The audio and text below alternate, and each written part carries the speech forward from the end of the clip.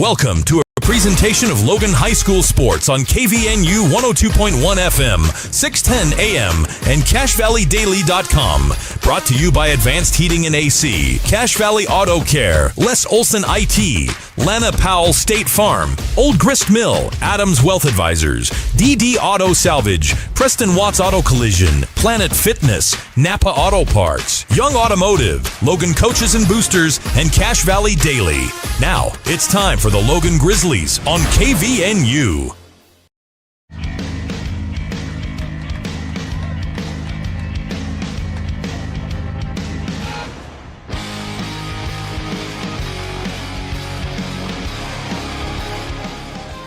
Welcome on in to Logan High School. Crimson Field is our location here specifically on a Friday evening here in early September. We're here on KVNU 102.1 FM, 610 AM.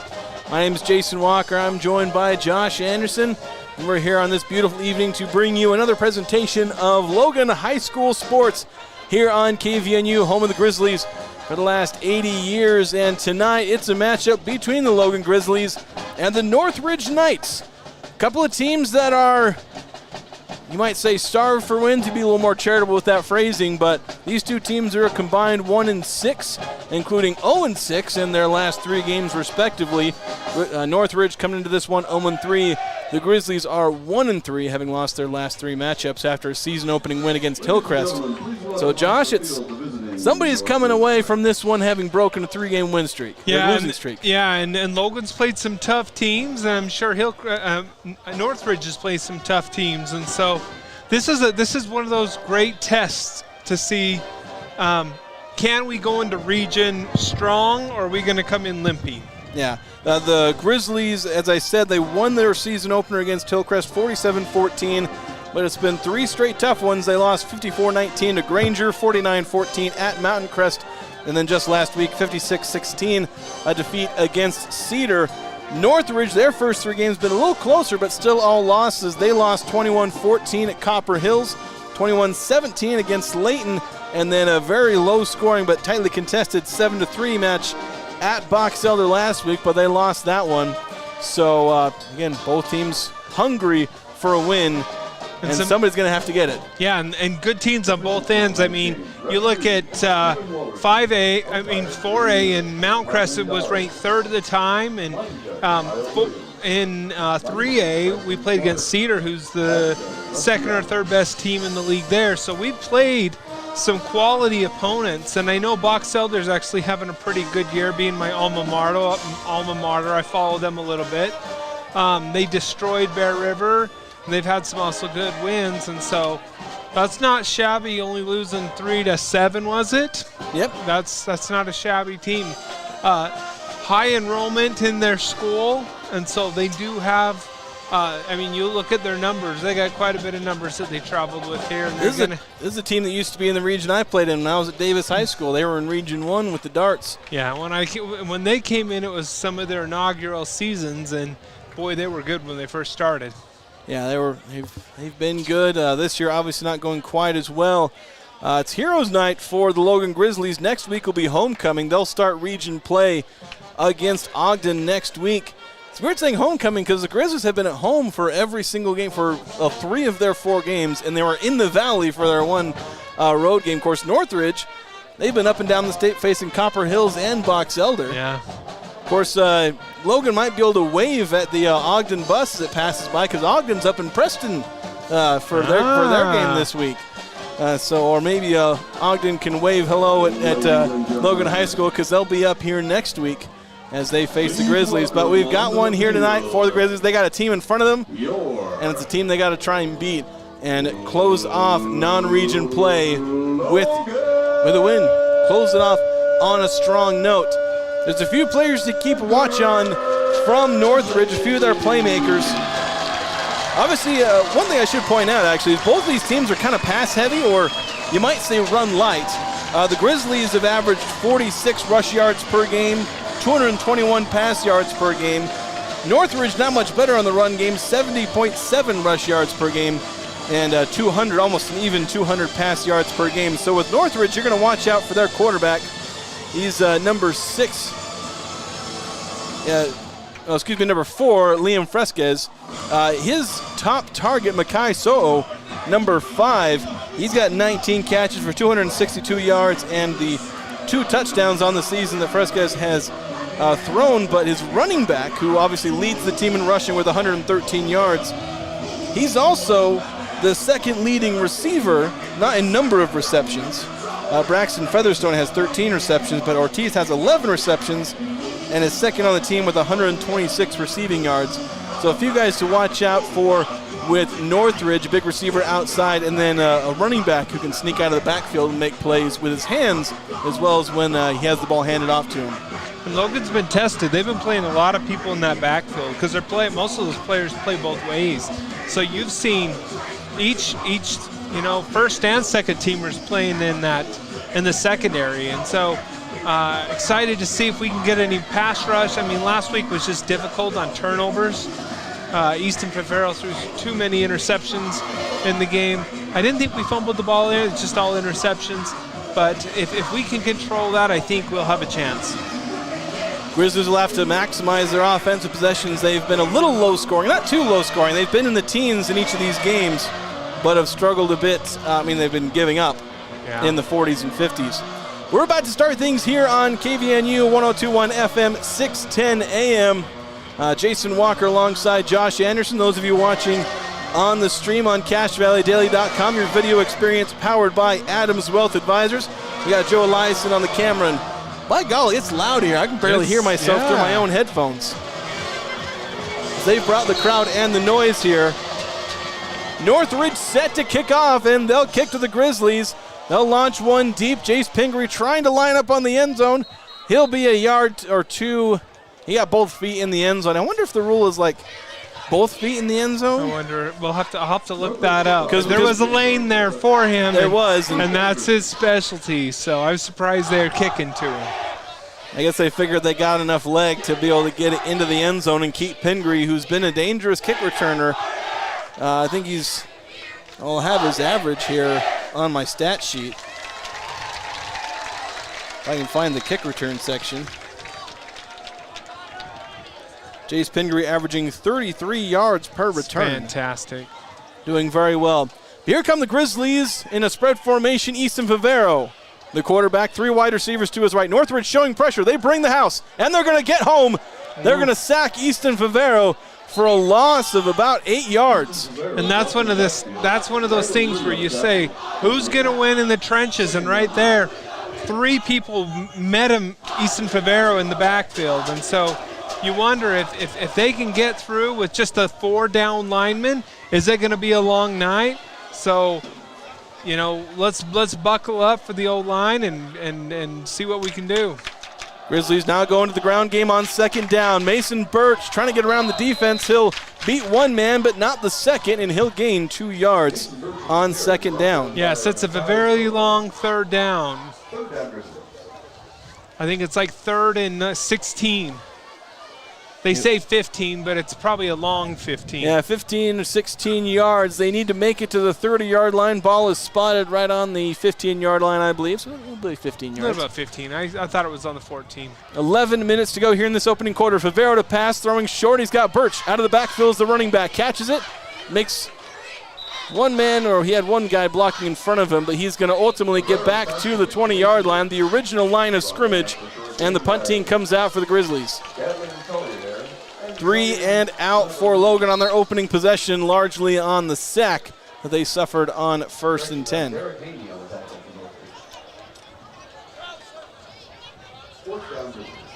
believe Mason Red into punt. If I can read the jersey, I left my binoculars at home. And Mason's he's had some really good kicks and some short kicks, so I'm curious to see how it goes for the first one.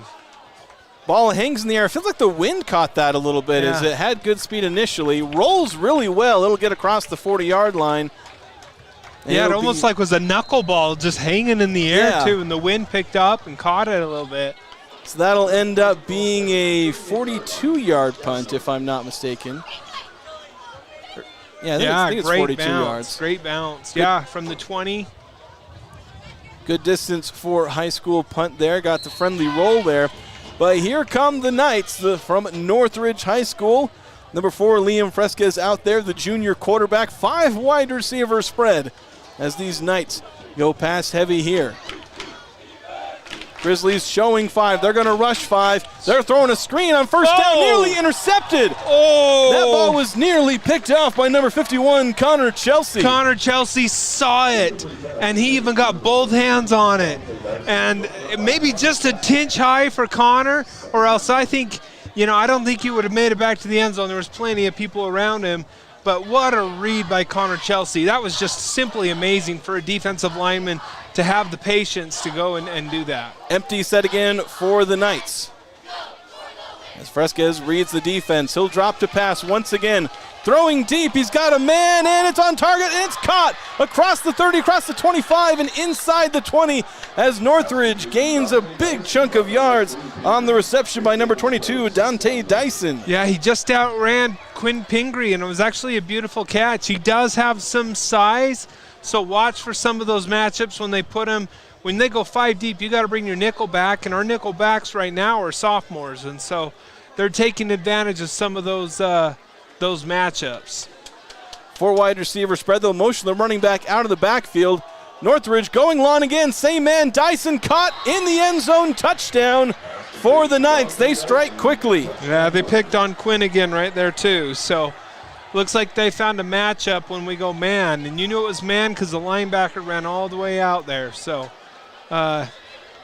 quick, two plays touchdown? 3 plays. They had the incomplete pass on the screen, and then they just took 2 deep shots, completed them both. As Dante Dyson. Both were amazing throws. It was right on. So Dyson getting himself about 52 yards and 2 catches to make a big impact here early as the Northridge Knights take a 6-0 lead. 9:36 to go here in the opening quarter. PAT is up and good, so it'll be 7-0 now here in the first quarter. 9:36 to go. So not the greatest start for the Grizzlies on offense or defense, going 3 and out and then allowing a 3-play scoring drive. They'll look for a return here. If Northridge kicks it short, they'll see if they can get a response. And by golly, do they need a response. Boy, do we need one.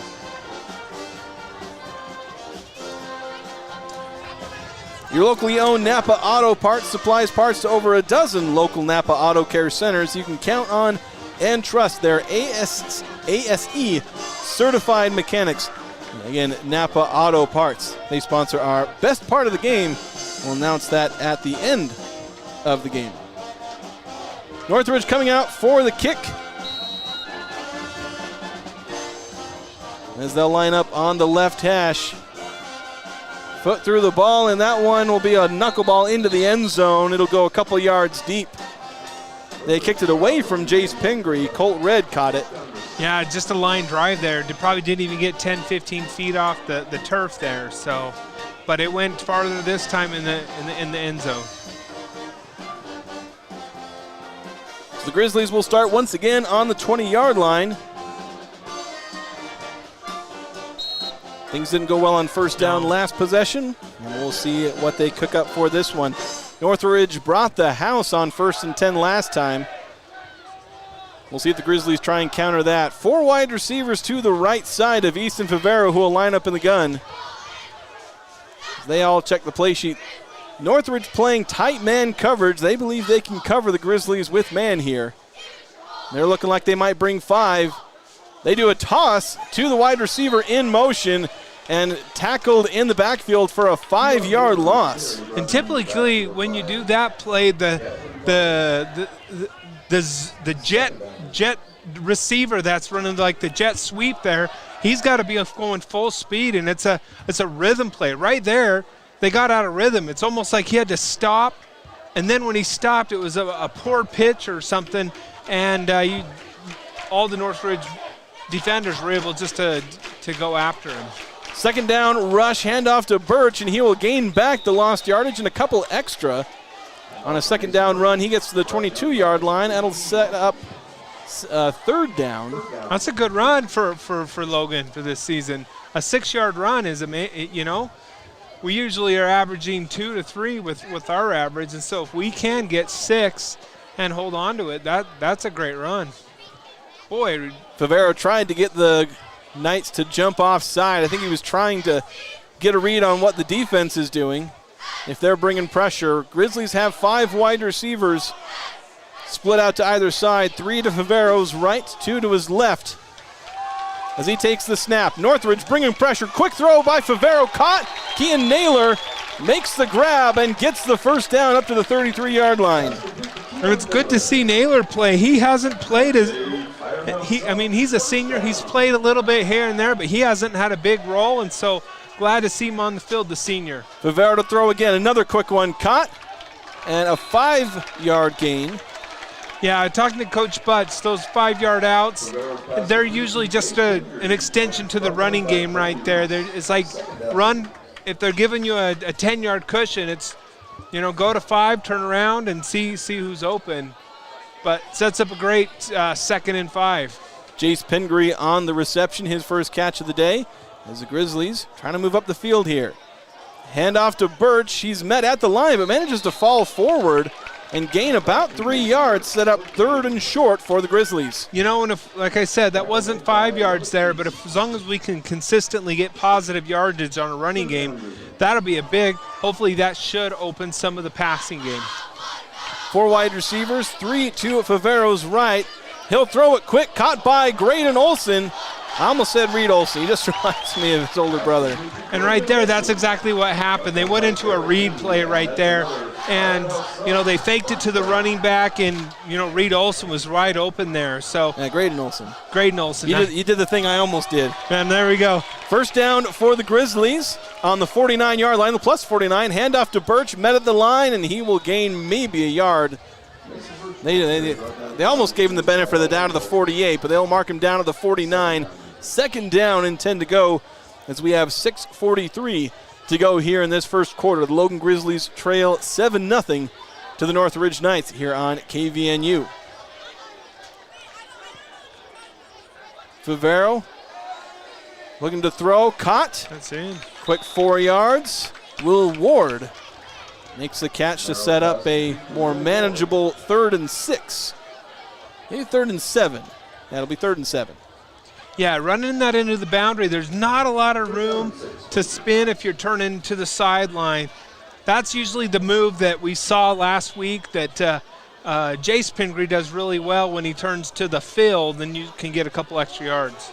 Handoff to Birch, and he has to fight off a couple of guys at the line of scrimmage, and he'll still gain 2 yards. I think you've got to go for this. You're on the 44-yard line. I think they were setting up a go for it on 4th. You don't run it on 3rd and 7 here if you're not planning to go for it on now 4th and 4 or 4th and 5, really. And the problem there is Birch was looking for a hole. He was sprinting to the boundary, and the backside man just was able to sprint and get him down because he was trying to be patient and not a hole opened up for him. So, he got what he could getting the 1 yard.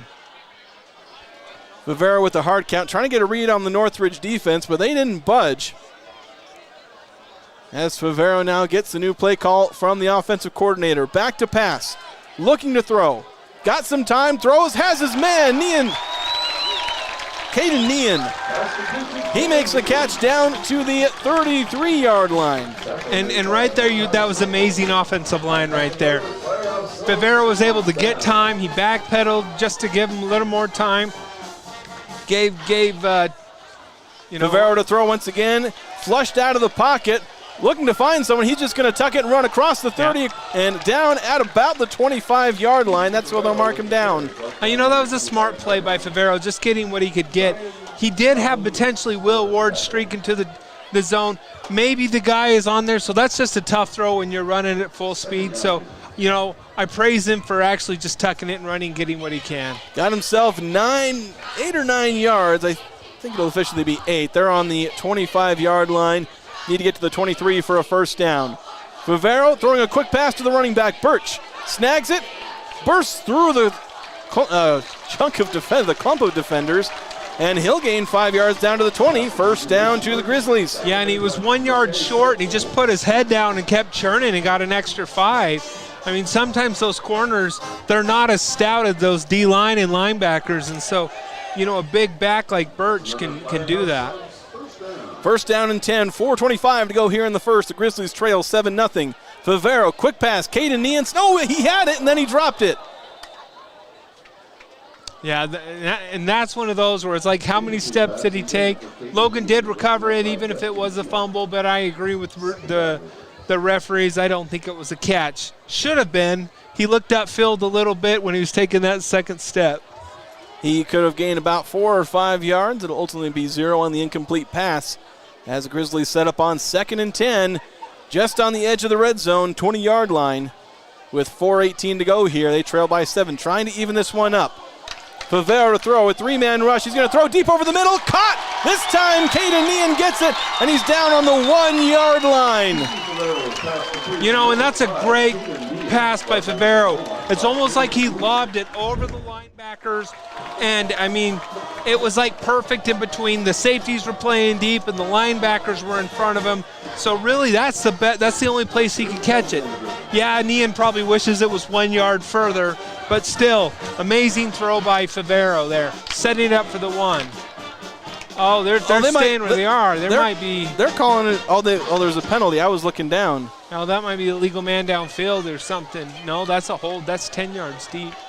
I was looking down at my notes and didn't see the referee making the call on the penalty, but it looks like a hold as it's 10 yards, taking away a play that went down to the 1-yard line. It's a big play. That is a potentially 30-yard game-altering play, and then a false start. Nean just tried to go a little early, ended up leaning forward. That's going to tack on 5 more yards here.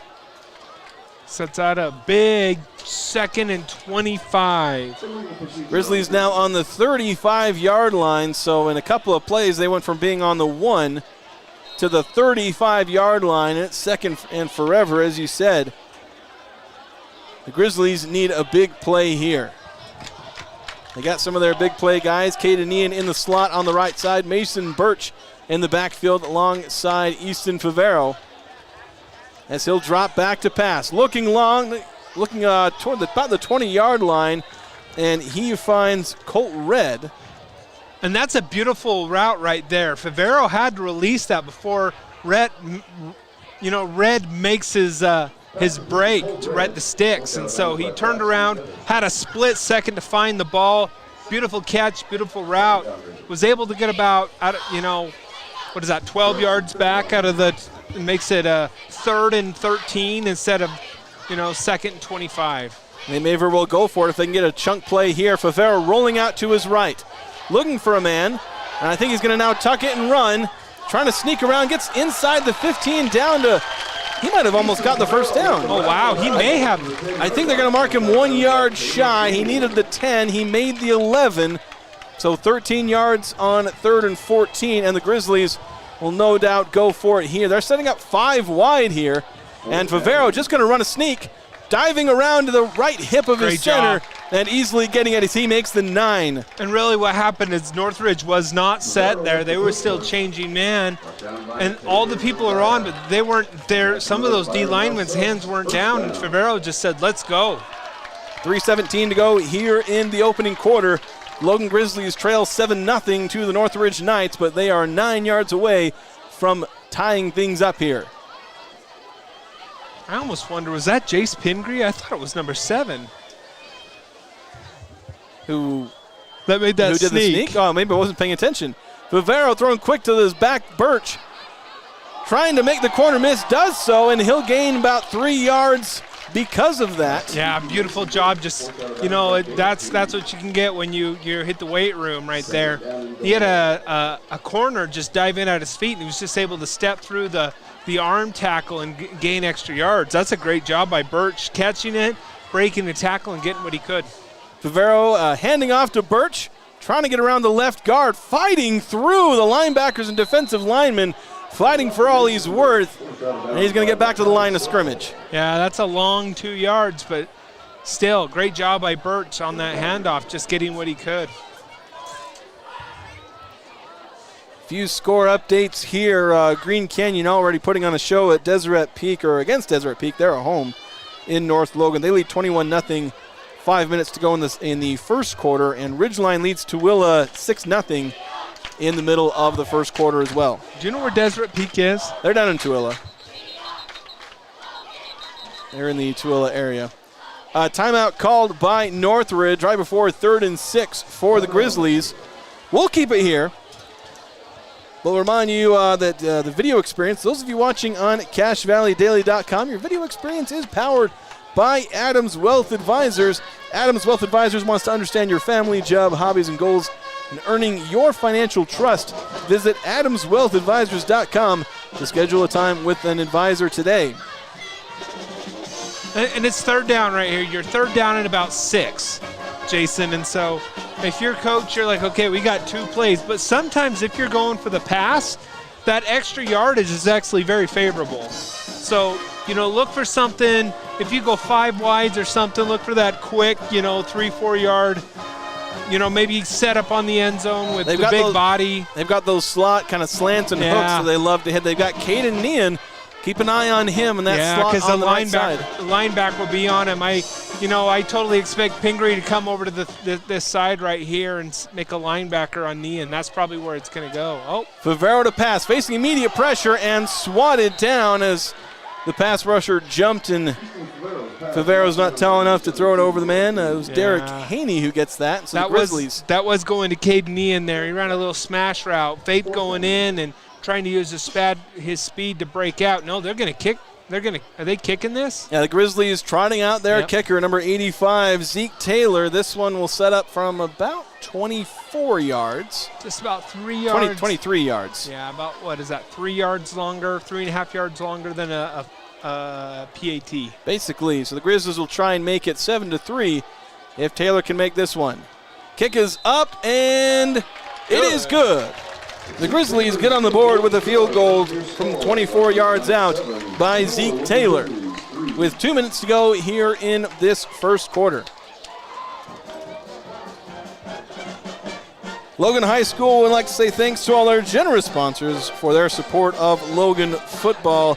Those sponsors including the Old Grist Mill, Napa Auto Parts, Adams Wealth Advisors, Advanced Heating and Air Conditioning, Cache Valley Auto Care, Les Olson IT, State Farm Agent Lana Powell, DD Auto and Salvage, Preston Watts Auto Collision, Planet Fitness, Young Automotive, and Cache Valley Daily. And Cache Valley Daily, you can watch these games on CashValleyDaily.com as well as catch archives, replays, photo galleries, and much more, covering local sports here and all news here in the Valley, all for free on CashValleyDaily.com.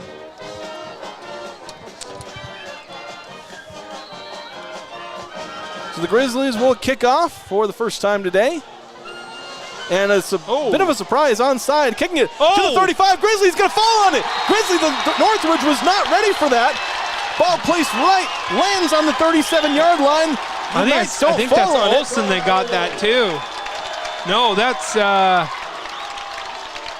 let's watch this replay again. That's number 16 that got it. Clayton Wilkie with the speed getting it. That's a great. The first line man just was like, hey, the person behind me's got to catch that. Usually they do have someone there to go get that, but they just watched it, and Logan was the first one even close to getting that. That's beautiful scouting right there. That's a film right there. You watch their kickoffs to see what the first line's gonna react. What's their first step look like? And that's a huge change of events for Logan right there. So the Grizzlies take over on the Northridge 34-yard line. Favero throwing it deep, and it's going to get picked off. They give it right back as Northridge trying to take it the other way. Some room to run, some momentum, getting up the sideline, eventually pushed out. Favero helping to usher out number 19, Caleb Gould, who picked off his deep pass. There is a flag down on the field. It might be on the return. It's about 8 yards beyond where Logan had their line of scrimmage. And I believe they're still saying that it's... the defense is coming on. There's got to be some... Yeah, I believe it is going to be Northridge ball. But there was holding on the return, so that's going to negate most of the return by Northridge, who brought it back almost to the Logan 40-yard line. But all that momentum thrown away really what it was is they had a deep safety, and they ran 3 verticals that were relatively all in the 3, that one man could guard all 3. And so, going forward, I think that's a great play we got to come back to. But let's spread it out. Maybe have the one running down the middle, give them a little more space that makes that free safety commit to one of those 3 routes, because he just floated there and he read it the whole time. So Northridge with the ball, running the jet sweep, trying to get around the outside, now cutting back inside, where he'll be met by a horde of Grizzlies who will tackle him on the 21-yard line. Gain of about 3 for Northridge on 1st and 10 as we cross under a minute and a half to play in the 4th quarter here at Crimson Field. The Northridge Knights leading 7-3. After really exciting back and forth, Grizzlies recovering a surprise onside kick, but then throwing an interception the next play. Northridge with 4 wide receivers, each stacked on top of each other on either side of quarterback Fresquez. He hands off to the running back, who will gain about 2 yards.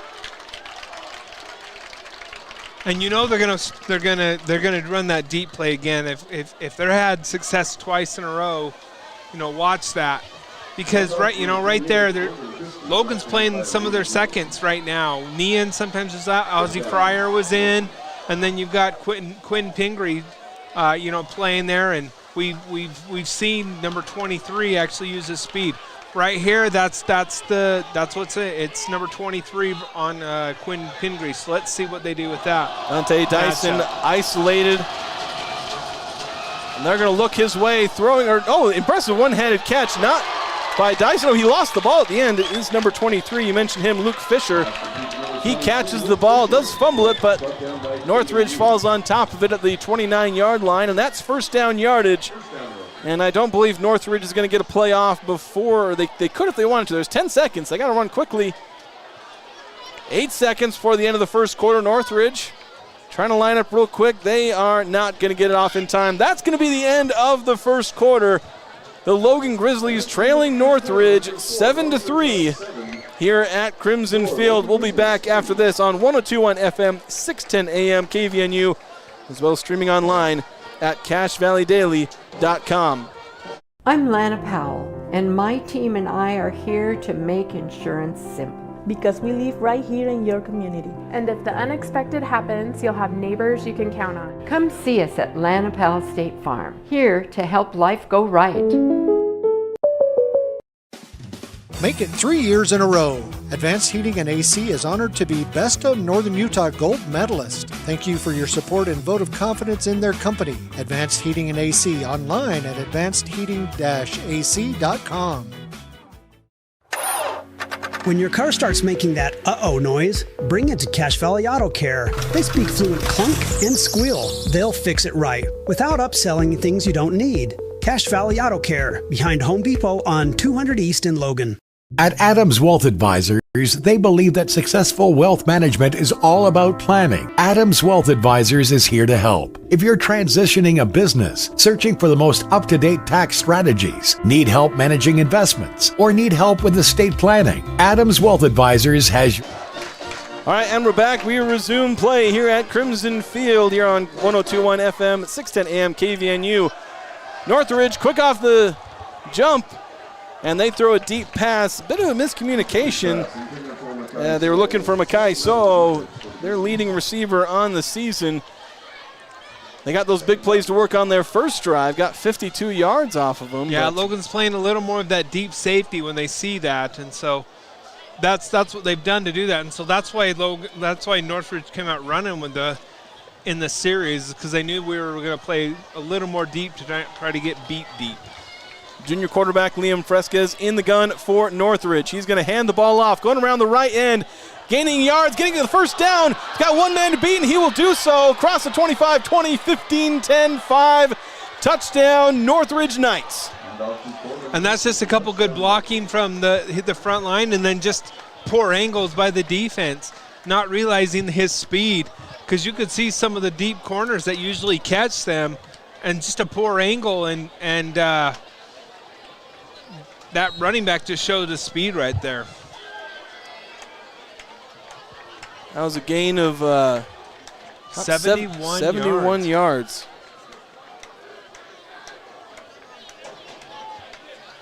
as Northridge goes up 13-3 now, trying to make it 14-3.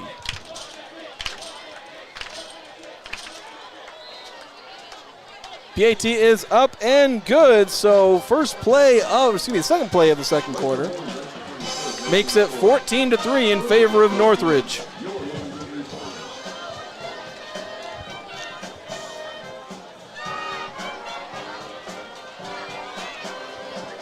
I think we had a few score updates. Green Canyon increasing their lead over Deseret Peak. 35-0. Closing on the end of the first quarter. Ridgeline increasing their lead to 20-0 on Tooele. Graham Livingston a 51-yard touchdown run. There's 2 minutes to go in the first quarter as Ridgeline is at Tooele. And Bear River is at Stansbury. And Green Canyon at home against Deseret Peak. Mountain Crest and Skyview tied at 0. They're tied at 0 at the end of the first. We got our first score update there. I guess that's why we haven't got a score update. Nobody's scored yet. Yep, end of the first, 0-0. So Northridge lining up to kick, and they'll do a surprise onside. But they got to have touched it before. I don't know who fell on it. Northridge seems to believe they have it. There were a couple of Grizzlies around. We're going to see it. It is Northridge ball. They had to have touched it before the 50. There were a lot of Northridge players crowded around that ball. And they're discussing it right now. There's no flag down or anything, but they had to. I know that Logan defender did touch it, but who touched it first? So 2 surprise onside kicks in this game, and both successful. Northridge paying it forward to the Grizzlies, who recovered theirs earlier. Of course, Grizzlies didn't take full advantage. Northridge going to try and take advantage here. They've scored on each of their 2 possessions. They'll try and make it 3 for 3. And that's frustrating. We did have a man right there trying to grab that, and I don't know. I thought they touched it. So Fresquez alone in the gun. He'll look to pass, looking to his right. Trying to throw deep. The Grizzly there. He caught intercepted. It. Interception by the Grizzlies. Pingree. The mirroring we have seen. That's exactly what happened the last time an onside kick was recovered. Oh, my gosh. He's just making up for, he's playing his behind off right there. He's the one that got beat on the 2 straight deep plays on the first series.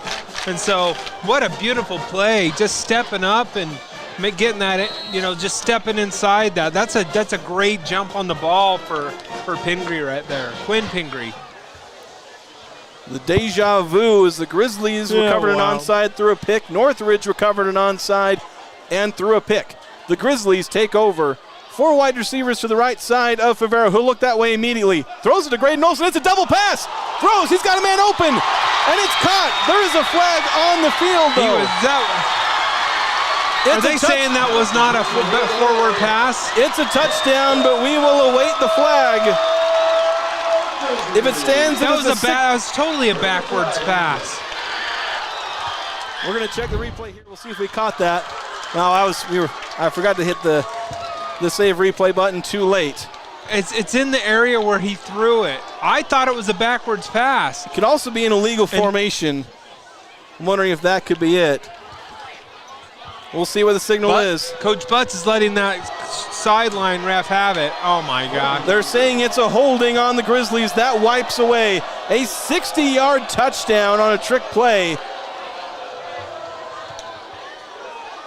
As Logan is not happy over this turn of events. That's a terrible call right there. We'll have to... It's a terrible call. We'll have to go back on our own stream and watch the replay there. As the Grizzlies had a massive play there. Could have made it 14-10 with the PAT, and as it stands, they've got 1st and 20 on their own 30-yard line. They're basically going to run it again, except this time Graydon's going to run it. Excuse me, that's Mason Birch now. Was it Birch who threw the original pass? No, it was Olsen. Was it Olsen? Okay. Yeah. Problem is 9 and 0 look really similar. And I'll tell you, he had a good arm. That was a dead. It wasn't quite a frozen rope to him, but it hit him perfectly on stride. Yeah, it was good enough. and he was wide open. Yeah. Grizzlies with 2nd and 11. Northridge showing pressure. Quick throw caught. Graydon Olson trying to break a tackle. Breaking another one across the 50 down to the 40. They're going to give him the 48. They're going to short him a yard. See, and I'm getting deja vu. I mean, that's like his big brother from last year. You know, that's Gronkish right there, just getting it and running and then just dragging 2 people along with him and getting an extra like 7 yards. Dragging those players so hard, he left his shoe behind, had to run to the sideline, get that shoe back on. So he'll be off for this play as the Grizzlies hand it off to Birch. Up the middle, trying to make the safety miss. Finally tackled by the corner from the backside, but not before he gets to the 26-yard line as the Grizzlies picking up yards in chunks. Oh, Jason, I think that free safety he's going to remember that one tonight. Just stood still and didn't even move. Also, I mean, Birch just put a little shimmy on him. I mean, if it's not for that backside corner, that's a touchdown. Great run by Birch. 1st and 10 for the Grizzlies on the 26. Moving down the field. Favero fakes the handoff, looking to his right. He's going to tuck it and run around the right side, across the 20, across the 15, down to the 14. I know they're going to spot him on the 15. They short him a yard again. Still a 1st down, though. And I think that was a planned run because they pulled a lineman, and he followed a lineman upfield. Yeah, it's kind of an RPO, like pass it or run it, but the quarterback's the runner. Handoff to Birch. Fighting through the defense, he'll gain about 3 yards, maybe 2. I think they're going to get him on the 13-yard line. I believe the initial line was on the 15. Graydon Olson coming back in the game after spending a couple plays on the sideline, trying to refit his shoe. They got pulled off on that 1st down catch he had earlier. He'll line up behind the right tackle. Grizzlies with 2 wide receivers to the right, one stacked just outside of I'm going to keep calling him Reed Olson. Graydon Olson. See, I started it. Favero looking to throw. Over the middle, he's got Olson, and he's stacked up. It takes about 3 guys to pull him down, but he got all the way down to the 9. That'll set up 3rd and about 4. Great play. He just found the space and sat down. I mean, we'll take 5 yards there, 4 or 5 yards. 8:43 to go here in the 2nd quarter. The Grizzlies had the touchdown earlier on what would have been a 60-yard touchdown pass by Graydon Olson on the trick play. It was called back for holding. But the Grizzlies have marched all the way down into the red zone nonetheless. Favero hands off to Birch. Ooh. He'll get a couple of yards, not enough for a first. He'll be 2 yards shy. And the O-line gave him a hole right there. He was just the option guy. The person who's reading him was the one that was making the tackle. If he just gets 1 half step quicker there, he's through that hole and he gets that 1st down. Grizzlies going for it on what will look like 3rd and about 3. They need to make the 10-yard. There it is. That's a false start. That should be offsides on Northridge. How's looking over at the far sideline. Yep, should be a 1st down by penalty. It is an offside. Well, they got to do half the distance, I think. It should be a 1st down because you're at the 8, half the distance is the 4, and that makes for a 1st down. It'll be 1st and goal for the Grizzlies. 2nd goal to go of the game for them. They had to kick a field goal last time, but they'll get 3 more downs here. Favero in the gun with 3 wide receivers to his left. Throws quickly to Graydon Olson, tried to get it. 2 Northridge defenders sprinted to try and swat that away and are ultimately successful in doing so. And I'm glad he zipped that in. If not, that is picked. There were 2 defenders just waiting for that. They knew that Olson's big on the goal line there, and they had it protected. I mean, if that's not thrown low like he did and not zipped in, that is picked off. Grizzlies now have 2nd and goal from the 4-yard line. Favero alone in the gun. 4 receivers to his left, 1 to his right. Favero to pass, facing pressure, tries to throw it quickly, but he pulls it back, and he's going to get sacked. That's going to push the Grizzlies back to the 12-yard line now, and perhaps another field goal looking likely if they can't convert 3rd and goal from the 12. And that looks like his first read. He had a hot read there, and he had to get rid of that quick, and that wasn't there. So he tried to escape, but he knew he was just down and almost just surrendered himself, trying not to get a big hit because it was on his backside. Quick pause and play. Well, we had a temporary scoreboard malfunction. 7:21 to go here in the second quarter. Our score 14-3. The Northridge Knights leading the Logan Grizzlies here on 102.1 FM, 610 AM KVNU, and streaming online at CashValleyDaily.com. Third and goal from the 12. Vivero alone in an empty set. Looking to pass, facing immediate pressure. He will go down, and the Grizzlies will send out their field goal unit again. Yeah, I mean, they didn't even blitz that time. You had both defensive end just made a Favero sandwich right there is literally what it was. They just stunned it inside and weren't blocked and just ate them up live right there. Little Favero sandwich. This field goal attempt from Zeke Taylor will be from 34 yards. I believe he's hit from this distance this season. He's got the leg. He kicks it low, and it's wide. Oh, it's in. Oh, my gosh. That might have cleared the bar by about a foot. But the knuckleball field goal goes through the uprights, and that's all that counts. Did that get tipped or touched or something? I think he just kicked it a little low. It wasn't really spinning, which wouldn't really be consistent with a block. Incredible. I mean, maybe it was. It's hard for me to tell from up here, but that'll make the score 14-6, as the Grizzlies have scored twice in goal-to-go situations, but both on field goals. They've hit 2 field goals today, one from 34 just now, and then earlier from 24 yards. Zeke Taylor with the 6 points for the Grizzlies. 6:31 to go here in the second quarter. Tell you what, though, Jason, this is the best I've ever seen Logan run the ball. So I'm sure Coach Butch is going to be happy with that. Now we just need to see what we can do to let's stop those big plays. Let's settle down and play fundamentally sound on that defense. Here come the Grizzlies. Kickoff, long, high, and I think it'll be just shy of the end zone. Yeah, he had 2 feet in the end zone. It's like, is that the rule?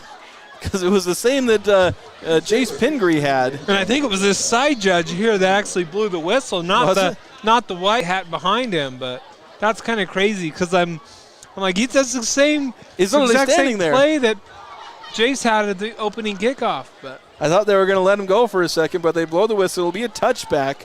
And Zeke Taylor gets it just into the end zone. And Northridge will take over with 6.5 minutes to go in the second quarter. They could add to their 14-6 lead, or the Grizzlies can try and get a stop and make something happen here. Hand off to the back, going around the right side. Hit about a yard or two past the line of scrimmage and will be felled 4 yards gained by number 36. Yeah, Colt Red made a beautiful tackle. Came up from his safety position. He was an unblocked player and made a great tackle. Second down and 6 for the Knights. Liam Fresquez in the gun with the running back on his right hip. 3 wide receivers to his right, motioning the running back that way. False start, I believe. We will take it. Going to be called, I think, on the far side wide receiver. It was the far side judge. Or are they going to call offside? It is false start. I saw the head judge suddenly pointing toward the Logan defense. I was like, wait a minute. I'm usually better at spotting who commits the penalty, but I've been bad at my penalty spotting in this game. That makes it 2nd and 11. 5:55 to go here in the first half. 4 wide receiver spread. Basically the same play. 3 wide receivers to the right. Running back there. Tipped. Oh. Quick pass tipped by Graydon Olson. Still nearly into the hands of the wide receiver, but it will be incomplete. 3rd down. And that we got lucky on that, Jason, because our safety is still sitting out there making sure nothing's there, almost spying. And they had the 4th man was unblocked. And so if that pass is thrown correctly, I think that the Logan defenders were blocked. That could have gone for a few yardage. Quick pause. The scoreboard once again deciding it doesn't want to work today. Boy, we've had a few of those this year, haven't we? Scoreboard's been really moody this year. It randomly adds a 6 in front of the actual time. So it says 65:36, and the correct time is 5:36. Our score here, 14-6, in favor of Northridge, who faced 3rd down and 11, almost 11 and a half yards to go. Watch the deep ball. Let's see if we can get some pressure on there. Vasquez, they're looking for the screen pass, caught. And Grizzlies trying to get there. They will just throw him down short. They short. They're going to mark him down to the 29. The near side judge calling him at the 29. I think Northridge is going to go for it. And I'll tell you what, those D linemen almost had him. They were reaching and almost got him on the line of scrimmage, but he just had that half step of speed that the safeties had to get him. I actually think this is a great play by Northridge. I think Northridge sending their punt unit out. You've proven you can make the big plays. You've proven you can do that. You know, why give up? If you don't get this, then why give up all that yardage? We'll see if they try any trickery. Both teams have already done some special teams trickery. Or maybe try and draw offside, though most teams don't have a hard count. There will be a delay of game penalty. Oh, that's great for us. Indeed, delay of game, that might remove the possibility of any trickery, as that'll back him up 5 yards, make 4th and 6.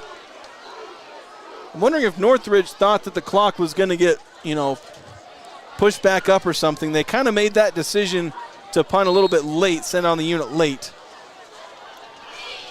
But 4th down and 6 for Northridge. Snap good. Here's the kick. It is long and high. Jace Pingree will catch it. Dodging around the defense, up the middle. And there's a flag. This is going to, whatever return this is going to get called back for a likely hold on the Grizzlies. Kick returned by Jace Pingree. Brought down just over midfield by Jack Hall. 4:32 to go here, and we're going to likely back this one up. At Planet Fitness, they have big fitness energy for all the benefits, all for less at Planet Fitness. Referees are having a powwow. The flag sits at the 40-yard line, which is about where Pingree caught it.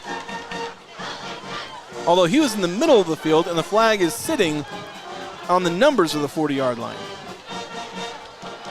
4 wide receivers having a long discussion, or excuse me, 4 referees having a long discussion, not wide receivers.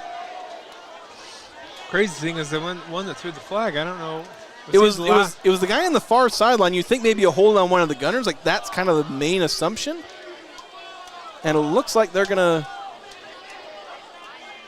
back it up. I'm just waiting to see. Yeah, block in the back on the Grizzlies. There you go. That'll be the call, and so that's probably going to back him up to about the 31-yard line instead of, I think they would have been at the plus 46. So kind of a net loss of about 25 yards or so. Logan, with 4 minutes left, we need to have a drive. We do not get the ball at halftime, and so this is very important. Plenty of time, 3 timeouts, moving the ball well through the air and on the ground, Josh, as you've pointed out. So the Grizzlies have been able to move the ball well, haven't got a touchdown. They've gotten 2 drives inside the 5-yard line, but have had to ultimately kick field goals each time. Grizzlies handing off to Birch, who will gain a yard to the 31. Yeah, long one. That'll set up 2nd and 9.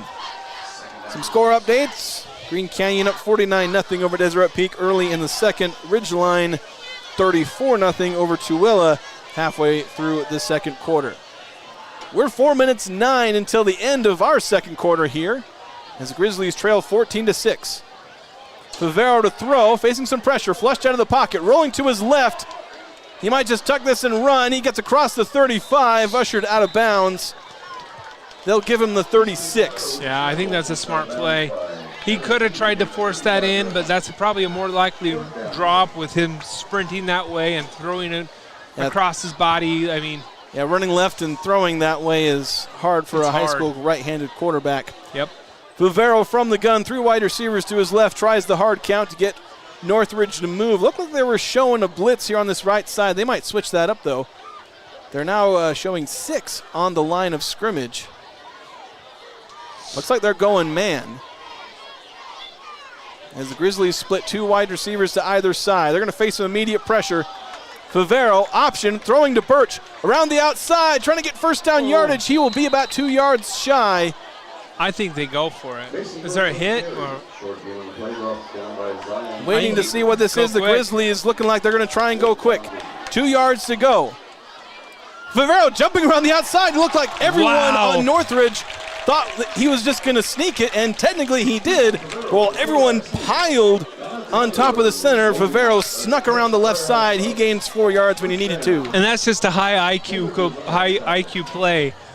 I don't know how he did that, though, Jason, because it is. The whole team was right there. Favero to pass once again, throwing, and incomplete. He was trying to find,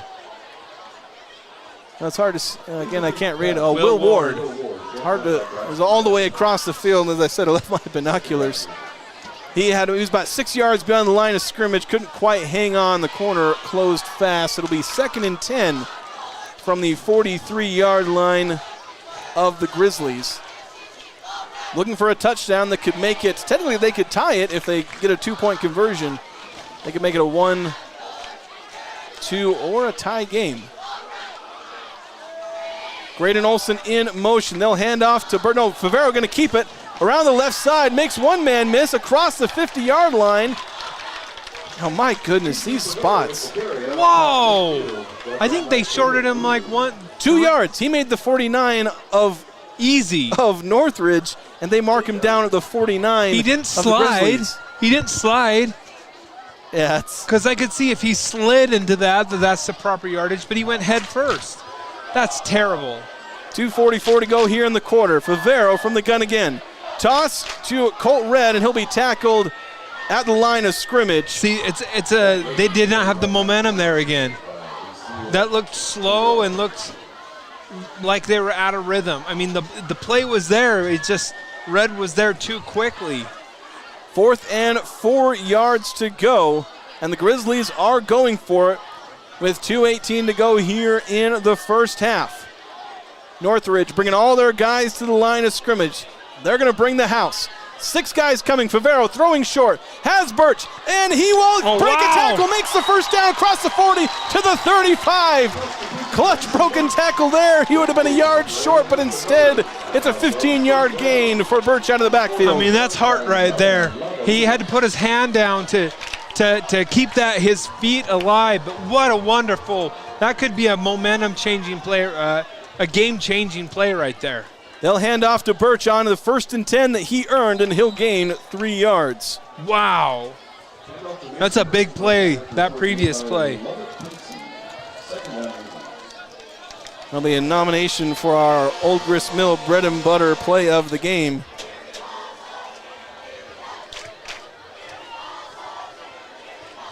As we now have 2nd and 7, Favero to throw. Now he'll look to run, bouncing around the outside. Stiff arms one man, and he'll get to the 30. They'll mark him at the 31, and Logan will call a timeout with 1:17 to go.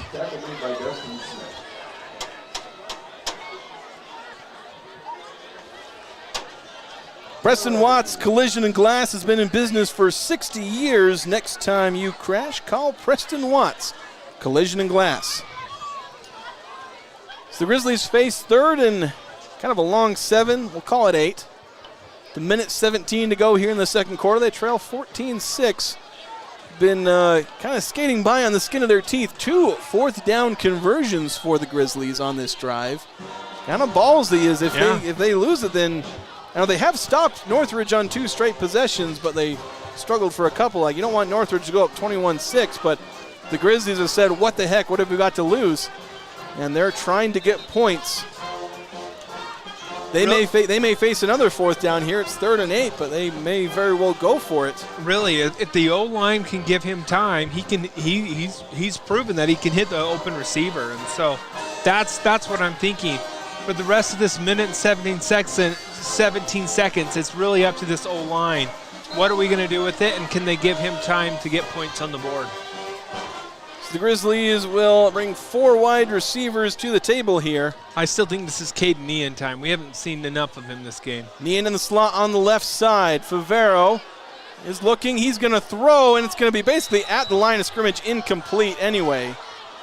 And it'll be 4th down and 8, and I don't think there's really any decision here other than just go for it. Yeah, you got to go for it. It's pretty much a punt. A punt's only going to give him a couple yards. Yeah, you're on the 31-yard line, a little too far for Zeke Taylor. He could hit it if he was kicking from this spot. It almost looked like they ran the same routes on both sides, but he chose the routes to the boundary, which is interesting. Nean was open on the field side, so I'm just curious to see what that read was. So the Grizzlies trying to convert this 4th and 8. Favero to throw, facing a 4-man rush. Some pressure, now still looking to throw, hurls it, tipped around and incomplete. The Grizzlies won't convert this 4th down, and Northridge takes over with 1:04 to go here in this second quarter. We'll see what they try here.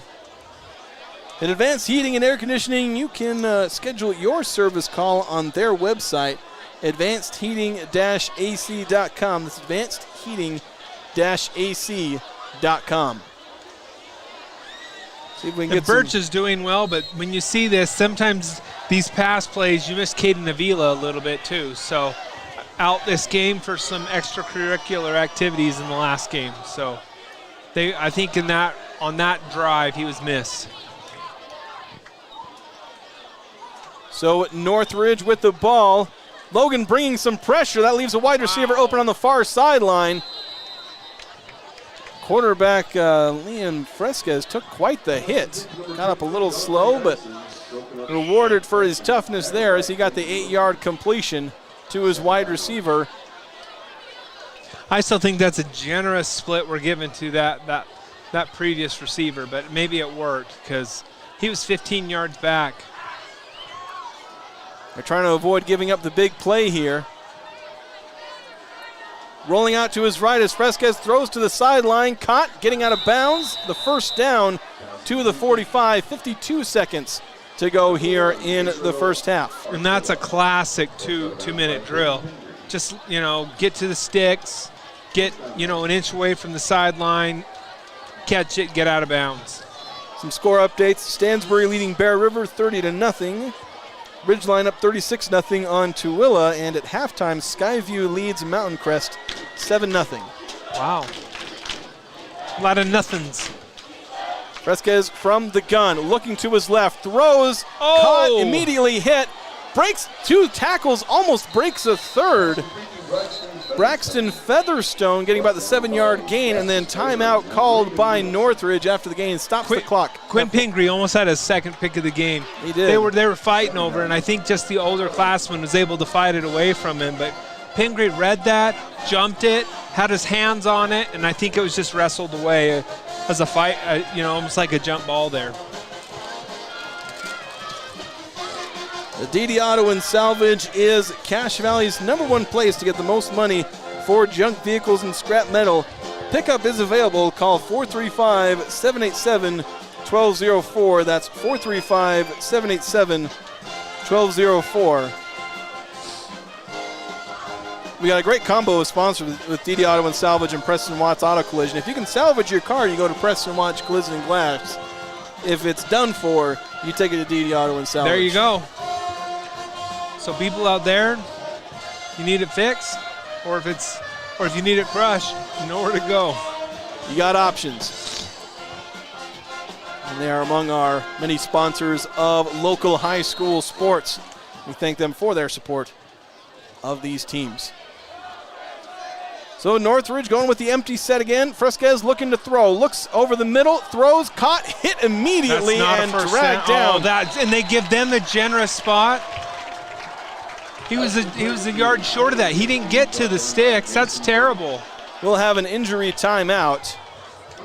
Gosh. As the man who caught it, Corbin Christie, took a big hit. It was a big hit. That's why I was complaining that I think they gave him an extra yard. I mean, they gave him the first down. It should have been third down. And they would have had to burn their final timeout. Yeah. It's a big play. Clock will roll once they get things set. If I understand the rules, it is an injury timeout. But I think once they get everything set, they'll burn like 4 or 5 seconds before they snap the ball. But if the Grizzlies can keep them from getting those out-of-bounds 2-minute drill type plays, they can force a couple more timeouts, and then at that point it's just kind of Hail Marys into the end zone if Fresquez can throw the ball that far. So we'll see if the Grizzlies can make a defensive stand. Really important here. We're going to go ahead and take a break. We'll wait out this injury timeout here. We'll be back after this here on 102.1 FM, 610 AM, and streaming online at CashValleyDaily.com. At Planet Fitness, you'll get energy without the judgment. Hi, can you help me with this? This is better. Join the judgment-free zone today for $15 a month. Planet Fitness, big fitness energy for all. From day one, right down the street, to present day, all over America, Napa and our nationwide network of parts and exceptional service were built for one mission: to keep your business moving full speed ahead. From what's happening in local political elections, to breaking news, to photo galleries and replays of the latest games. If it's happening in our community, it's on CashValleyDaily.com and the Cache Valley Daily app. Local, relevant news on CashValleyDaily.com. This is Josh Watt at Preston Watts Collision and Glass. We have been your #1 resource for collision repair, auto glass replacement, and towing for over 60 years. We are Cache Valley's largest collision repair center. Next time you crash, call Preston Watts Collision and Glass. We do it right.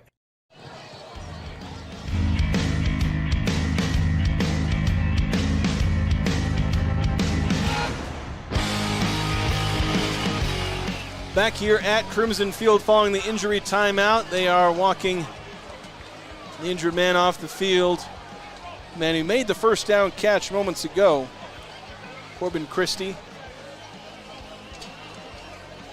Getting up to cheers from the crowd for his toughness there. Hang on to the catch after the big hit delivered by the Grizzlies. 35 seconds to go. And Northridge has the ball. They wind the clock as it starts once again as we'll cross under 30 seconds to play. Grizzlies trying to make a defensive stand. Oh. Long pass, open man, and caught. I think that's going to be a catch. I think his feet were in. Yeah, they're going to call it a catch. I think his feet were in as that's caught right on the sideline. Number 5, Makai So'o, their leading receiver. As he manages to sneak that one in, that's going to take it all the way down to the 12-yard line, and suddenly Northridge thinking touchdown and at least field goal. Fresquez now throwing to the right side, to the left side, has his running back, breaks one tackle, but not the second and third who come to grab him. And that's a lot of time right there. Yeah, and that'll be the final timeout from Northridge with 11 seconds. We'll see what they try. They might just have to throw one into the end zone, see what they can get. They'll probably throw like an end zone fade or something. Yeah. Because every coach likes to throw the end zone fade. We'll see if the quarterback can hit it. It's a tough pass, but sometimes you can get it to work. Grizzlies trying desperately to get a stop here. They do not want to go down by 3 scores right at the end of the first half and then have to give the ball back to Northridge on the second half kickoff, as the Knights will get the ball out of the break. Assuming Logan doesn't try another one of those surprise onside.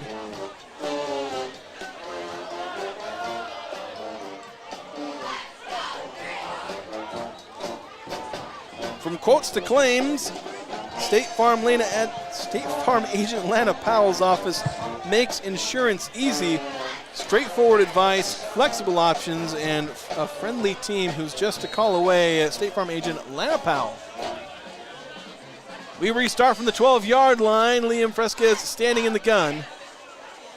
He's got his running back, Sion Kumar, next to him. 3 wide receivers to the right. He'll look that way.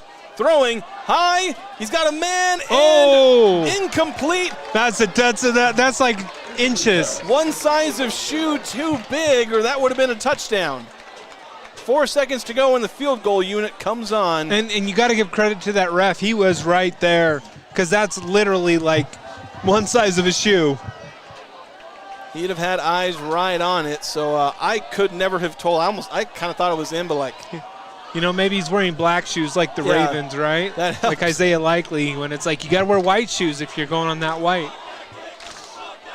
It'll be a 27-yard field goal. It looks good. It will be good. It's hard to tell from this angle, but that'll be a field goal at the end of the first half. And so after 2 quarters, your score here on Crimson Field is Northridge 17, the Logan Grizzlies 6. As the Grizzlies jog off the field to get to the locker room to discuss this first half, the good, the bad, and the adjustments they'll need to make to rally here and try and get a victory to snap this 3-game losing streak. We'll take a break and we'll be back after this here on 102.1 FM, 610 AM, streaming online at CashValleyDaily.com, here home of the Grizzlies. Searching for copiers and printers?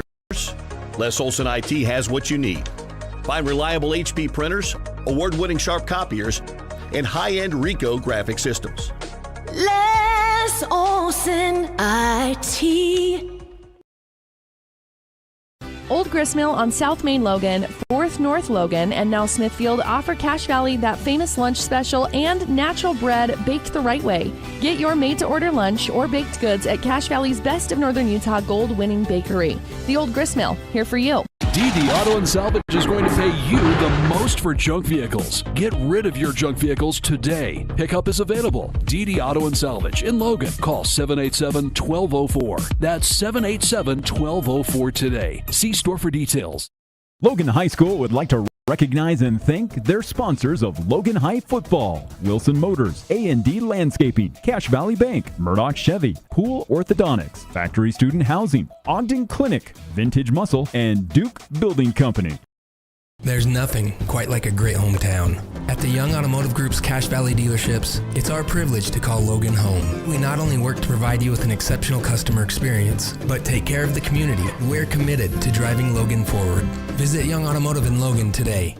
I'm Lana Powell, and my team and I are here to make insurance simple. Because we live right here in your community. And if the unexpected happens, you'll have neighbors you can count on. Come see us at Lana Powell State Farm, here to help life go right. Make it 3 years in a row. Advanced Heating and AC is honored to be Best of Northern Utah Gold Medalist. Thank you for your support and vote of confidence in their company. Advanced Heating and AC, online at advancedheating-ac.com.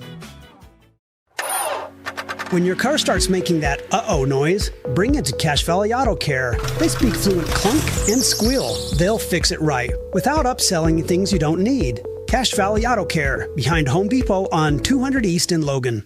At Adams Wealth Advisors, they believe that successful wealth management is all about planning. Adams Wealth Advisors is here to help. If you're transitioning a business, searching for the most up-to-date tax strategies, need help managing investments, or need help with estate planning, Adams Wealth Advisors has your back.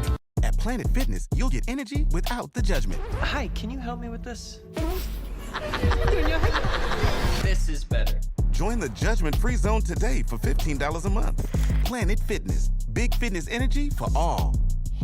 From day one, right down the street, to present day, all over America, Napa and our nationwide network of parts and exceptional service were built for one mission: to keep your business moving full speed ahead. From what's happening in local political elections, to breaking news, to photo galleries and replays of the latest games. If it's happening in our community, it's on CashValleyDaily.com and the Cache Valley Daily app. Local, relevant news on CashValleyDaily.com. This is Josh Watts. At Preston Watts Collision and Glass, we have been your #1 resource for collision repair, auto glass replacement, and towing for over 60 years. We are Cache Valley's largest collision repair center. Next time you crash, call Preston Watts Collision and Glass. We do it right. Searching for copiers and printers? Les Olson IT has what you need. Find reliable HP printers, award-winning Sharp copiers, and high-end Ricoh graphic systems. Les Olson IT. Old Gristmill on South Main Logan, 4th North Logan, and now Smithfield offer Cache Valley that famous lunch special and natural bread baked the right way. Get your made-to-order lunch or baked goods at Cache Valley's Best of Northern Utah gold-winning bakery. The Old Gristmill, here for you. DD Auto and Salvage is going to pay you the most for junk vehicles. Get rid of your junk vehicles today. Pickup is available. DD Auto and Salvage in Logan. Call 787-1204. That's 787-1204 today. See store for details. Logan High School would like to recognize and thank their sponsors of Logan High Football: Wilson Motors, A&D Landscaping, Cache Valley Bank, Murdoch Chevy, Pool Orthodontics, Factory Student Housing, Ogden Clinic, Vintage Muscle, and Duke Building Company. There's nothing quite like a great hometown. At the Young Automotive Group's Cache Valley dealerships, it's our privilege to call Logan home. We not only work to provide you with an exceptional customer experience, but take care of the community. We're committed to driving Logan forward. Visit Young Automotive in Logan today. I'm Lana Powell, and my team and I are here to make insurance simple. Because we live right here in your community. And if the unexpected happens, you'll have neighbors you can count on. Come see us at Lana Powell State Farm, here to help life go right. Make it 3 years in a row. Advanced Heating and AC is honored to be Best of Northern Utah Gold Medalist. Thank you for your support and vote of confidence in their company. Advanced Heating and AC, online at advancedheating-ac.com. When your car starts making that uh-oh noise, bring it to Cache Valley Auto Care. They speak fluent clunk and squeal. They'll fix it right without upselling things you don't need. Cache Valley Auto Care, behind Home Depot on 200 East in Logan. At Adams Wealth Advisors, they believe that successful wealth management is all about planning. Adams Wealth Advisors is here to help. If you're transitioning a business, searching for the most up-to-date tax strategies, need help managing investments, or need help with estate planning, Adams Wealth Advisors has your back. At Planet Fitness, you'll get energy without the judgment. Hi, can you help me with this? This is better. Join the judgment-free zone today for $15 a month. Planet Fitness, big fitness energy for all.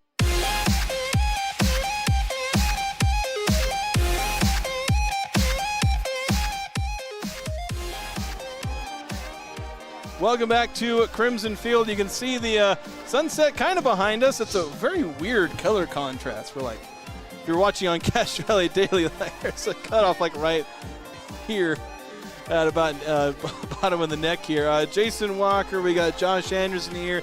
Got Joe Eliason over there on the camera running things for us here as we cover this Logan Grizzlies matchup.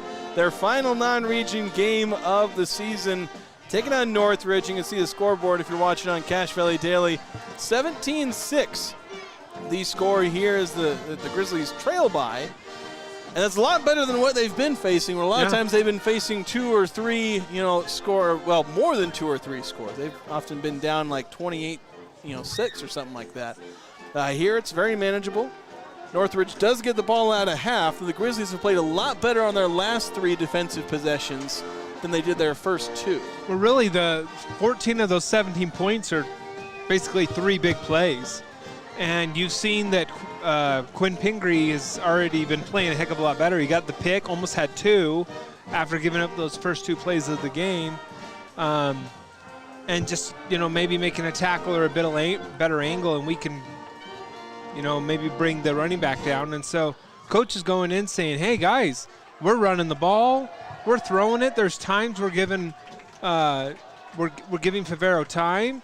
If we could just do, one step better, one play better, like, we can win this game. Like, it's still a big possibility. Since those 3 big plays, Logan's shown that they can shut them down. A couple generous spots here and there, save some timeouts, maybe an inch or 2. We're lucky that guy has like a size 12 instead of an 11 or something like that. Yeah. But it's been a great game so far. Yeah, it's been good. 2 onside kicks. Can you believe that? 2 onside kicks, and basically the same sequence in both. Score some points, kick it onside. The Grizzlies did it first, recover it, throw an interception on the next play. Northridge does the same thing later. They score, they kick it onside, then they throw a pick. So, I don't know. Both teams are just trying to do the exact same thing, apparently. Both teams fairly pass-heavy. They've both thrown the ball a lot in this game, but both run it decently well. Northridge with, I think, a 61-yard touchdown run. That's one of their scoring plays. But yeah, the Grizzlies, I think on offense, as you said, just kind of one or 2 steps better. And if they didn't call that 60-yard touchdown pass, which I went back and watched it, and I don't know, man. Like, I can see why the referee threw the flag, but it felt a bit soft. I think the guy's got more size on Jace Pingree. That was the big thing, is Jace Pingree was called for the hold, and the guy he was blocking was about 6 inches taller than him. So trying to jump, and it almost looked like he just didn't let go a little bit, but there's definitely not a hole. It was light. Yeah, it was a bit soft, and I wish he wouldn't have thrown it because he didn't need to. It didn't affect the play at all. Nope. And arguably wasn't even a hold, but that's the way it is. There was enough there for the referee to throw it, and so he did. That's just kind of the story. The Grizzlies have just been kind of on the wrong side of judgment calls from the referees. Nothing horrible, just you make a judgment call, and sometimes one team gets the short end of the stick. We'll see if they get the better end of that in the second half, but it's not like the referees have done in the Grizzlies. The Grizzlies have come up short on 2 scoring drives, 2 goal-to-go situations, had to kick field goals on both of them. They finished both of those drives. This is a 17-14 game. Yeah, and we are at the 1 yard line, and we got a holding call. And so we've shot ourselves in the foot, and that's what Coach Butts has got to be telling them, like, a hold, 2 holds, and we could be 14 points, and this is a different game. Yeah, definitely. So we'll go ahead and take one more break. We got 5 minutes to go until the start of the second half. We'll be back here on KVNU 102 FM, 610 AM, and streaming online at CashValleyDaily.com. From day one, right down the street, to present day all over America, Napa and our nationwide network of parts and exceptional service were built for one mission: to keep your business moving full speed ahead. From what's happening in local political elections, to breaking news, to photo galleries and replays of the latest games. If it's happening in our community, it's on CashValleyDaily.com and the Cache Valley Daily app. Local, relevant news on CashValleyDaily.com. This is Josh Watts. At Preston Watts Collision and Glass, we have been your #1 resource for collision repair, auto glass replacement, and towing for over 60 years.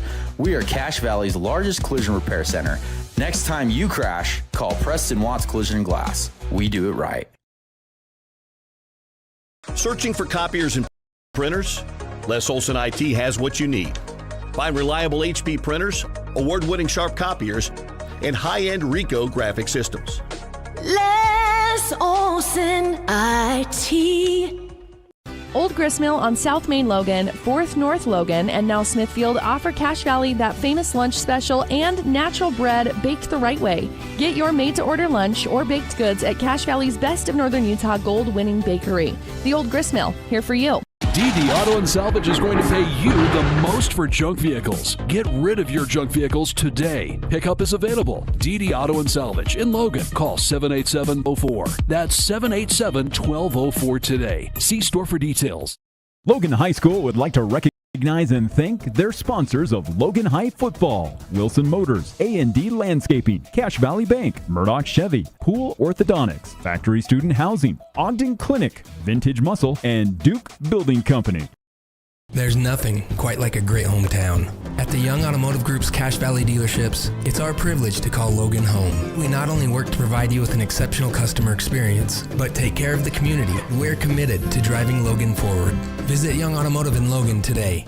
I'm Lana Powell, and my team and I are here to make insurance simple. Because we live right here in your community. And if the unexpected happens, you'll have neighbors you can count on. Come see us at Lana Powell State Farm, here to help life go right. Make it 3 years in a row. Advanced Heating and AC is honored to be Best of Northern Utah Gold Medalist. Thank you for your support and vote of confidence in their company. Advanced Heating and AC, online at advancedheating-ac.com. When your car starts making that uh-oh noise, bring it to Cache Valley Auto Care. They speak fluent clunk and squeal. They'll fix it right without upselling things you don't need. Cache Valley Auto Care, behind Home Depot on 200 East in Logan. At Adams Wealth Advisors, they believe that successful wealth management is all about planning. Adams Wealth Advisors is here to help. If you're transitioning a business, searching for the most up-to-date tax strategies, need help managing investments, or need help with estate planning, Adams Wealth Advisors has your back. At Planet Fitness, you'll get energy without the judgment. Hi, can you help me with this? This is better. Join the judgment-free zone today for $15 a month. Planet Fitness, big fitness energy for all. From day one, right down the street, to present day, all over America, Napa and our nationwide network of parts and exceptional service were built for one mission: to keep your business moving full speed ahead. From what's happening in local political elections, to breaking news, to photo galleries and replays of the latest games. If it's happening in our community, it's on CashValleyDaily.com and the Cache Valley Daily app. Local, relevant news on CashValleyDaily.com. This is Josh Watts. At Preston Collision and Glass, we have been your #1 resource for collision repair, auto glass replacement, and towing for over 60 years. We are Cache Valley's largest collision repair center. Next time you crash, call Preston Watts Collision and Glass. We do it right. Searching for copiers and printers? Les Olson IT has what you need. Find reliable HP printers, award-winning Sharp copiers, and high-end Ricoh graphic systems. Les Olson IT. Old Gristmill on South Main Logan, 4th North Logan, and now Smithfield offer Cache Valley that famous lunch special and natural bread baked the right way. Get your made-to-order lunch or baked goods at Cache Valley's Best of Northern Utah gold-winning bakery. The Old Gristmill, here for you. DD Auto and Salvage is going to pay you the most for junk vehicles. Get rid of your junk vehicles today. Pickup is available. DD Auto and Salvage in Logan. Call 787-1204. That's 787-1204 today. See store for details. Logan High School would like to recognize and thank their sponsors of Logan High Football: Wilson Motors, A&D Landscaping, Cache Valley Bank, Murdoch Chevy, Pool Orthodontics, Factory Student Housing, Ogden Clinic, Vintage Muscle, and Duke Building Company. There's nothing quite like a great hometown. At the Young Automotive Group's Cache Valley dealerships, it's our privilege to call Logan home. We not only work to provide you with an exceptional customer experience, but take care of the community. We're committed to driving Logan forward. Visit Young Automotive in Logan today. I'm Lana Powell, and my team and I are here to make insurance simple. Because we live right here in your community. And if the unexpected happens, you'll have neighbors you can count on. Come see us at Lana Powell State Farm, here to help life go right. Make it 3 years in a row. Advanced Heating and AC is honored to be Best of Northern Utah Gold Medalist. Thank you for your support and vote of confidence in their company. Advanced Heating and AC, online at advancedheating-ac.com.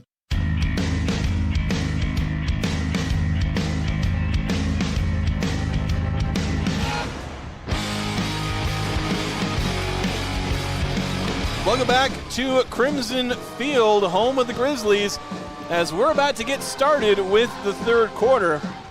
The halftime clock winds down as the Grizzlies trail 17-6. They will kick off the ball to give Northridge possession. Well, it's not a guarantee in this one, given what both teams have decided to do with the ball, where they've both kicked surprise onside, but I don't think it'll be a surprise to anyone here. And heck, Northridge may or may not have adjusted their, well, they haven't really. They really haven't, and that is open.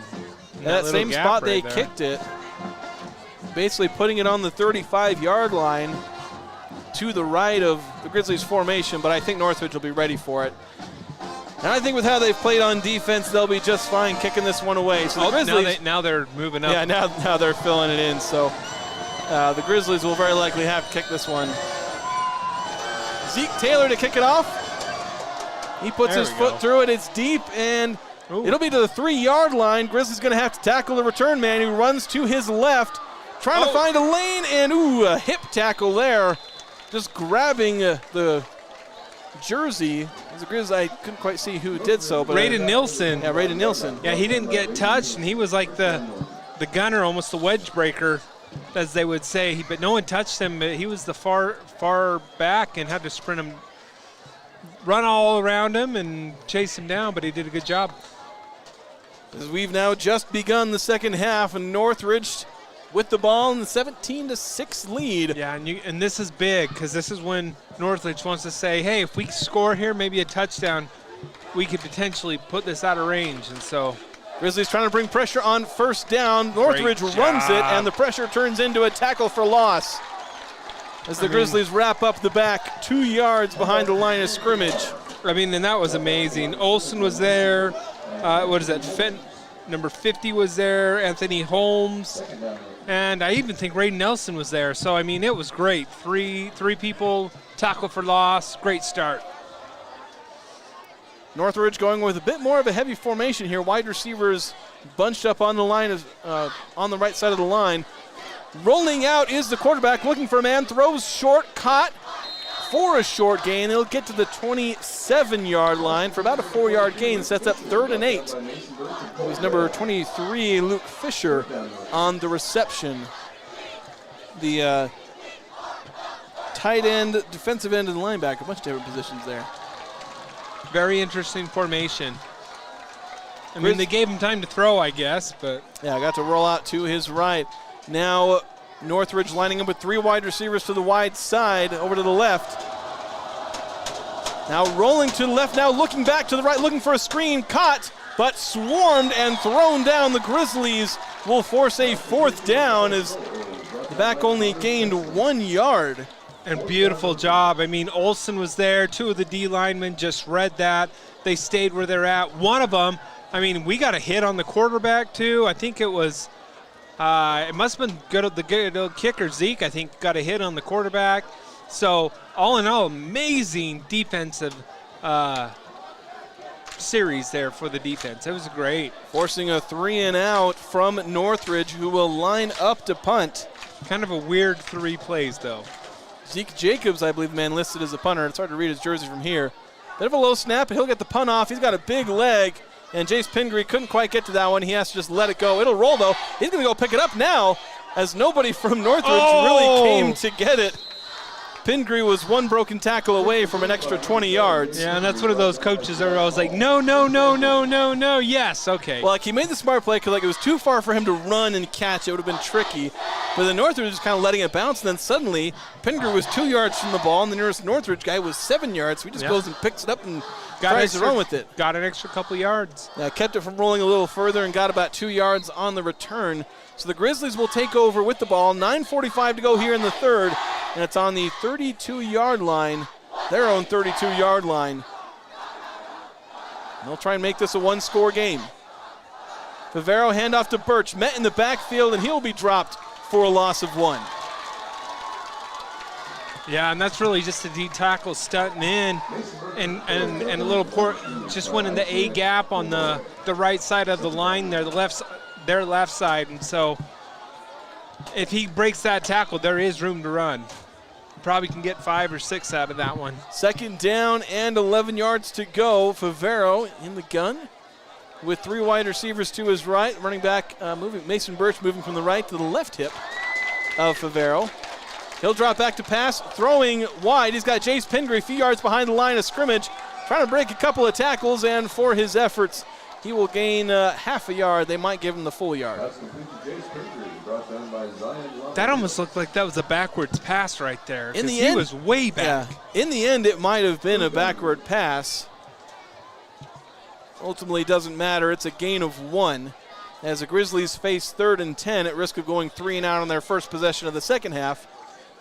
After probably their best defensive possession, I guess, barring the interception they got. Favero looking to pass here.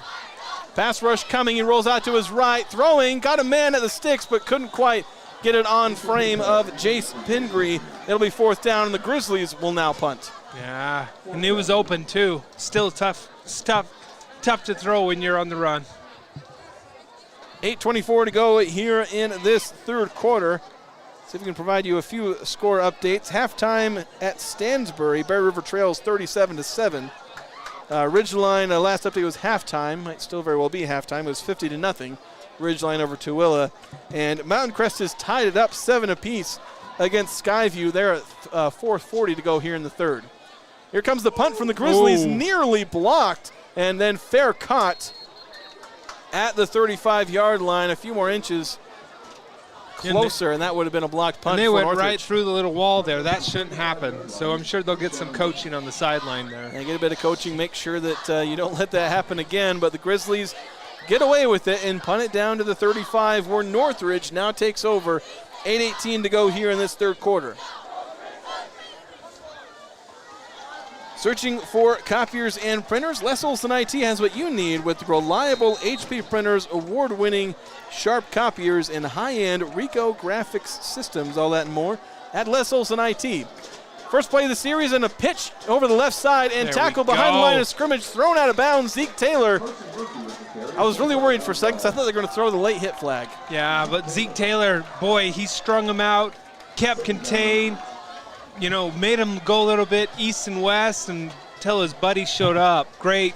I mean, that's a 3-yard tackle for loss for 3 yards, maybe a long 2. I think we'll call it a loss of 2 as they're on the 33. They need to make it to the 45 for a first down. Fresquez from the gun, throwing short, throws it beyond the hands of his running back, Carson Murphy. That'll set up a 3rd and long for Northridge. And really what happened there is some of those big hits, he's been getting hit. I think he actually threw it a little bit early because he was about to get hit. So all those big hits add up, and I think really that's why he rushed that throw. We did have 2 defenders there to get him for short yardage, but ends up being a gain of nothing on the incomplete. So 3rd and 12. The Grizzlies trying to hold once again. Northridge have made some big long plays. We'll see what they can pull off here. Logan bringing some heat. Pass caught and going to be near the first down. I don't think he got it. They're going to give it to him, though. They'll mark him right on the 45. The big tight end, Rylan Rude. Who will gain the line to gain. That's a better spot than the last one. Actually, I think it was pretty much there. Pretty close. Yeah.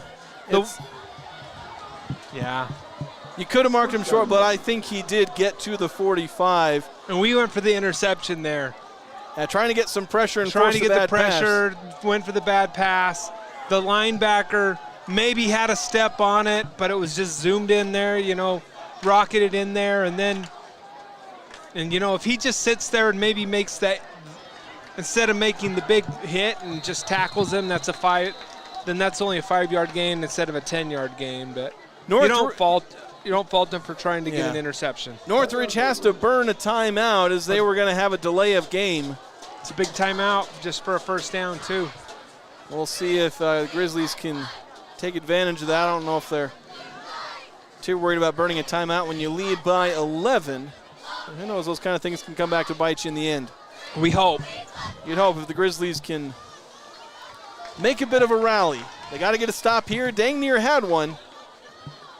But now Northridge has 1st and 10 from their own 45. Their tight end's a big guy. I mean, Graydon Olson's a big guy, but this guy's not as tall, but he's got some thickness on him. So got some good hands too. Yeah. Yeah, that was a good catch because, like I said, if that's thrown slower, even an inch one way, I think that's an intercepted ball. So showed he can hold on to that rocket right there. Think young, drive young. With multiple dealerships in Cache Valley and throughout northern Utah, it's Young Automotive. Again, think young, drive young with Young Automotive.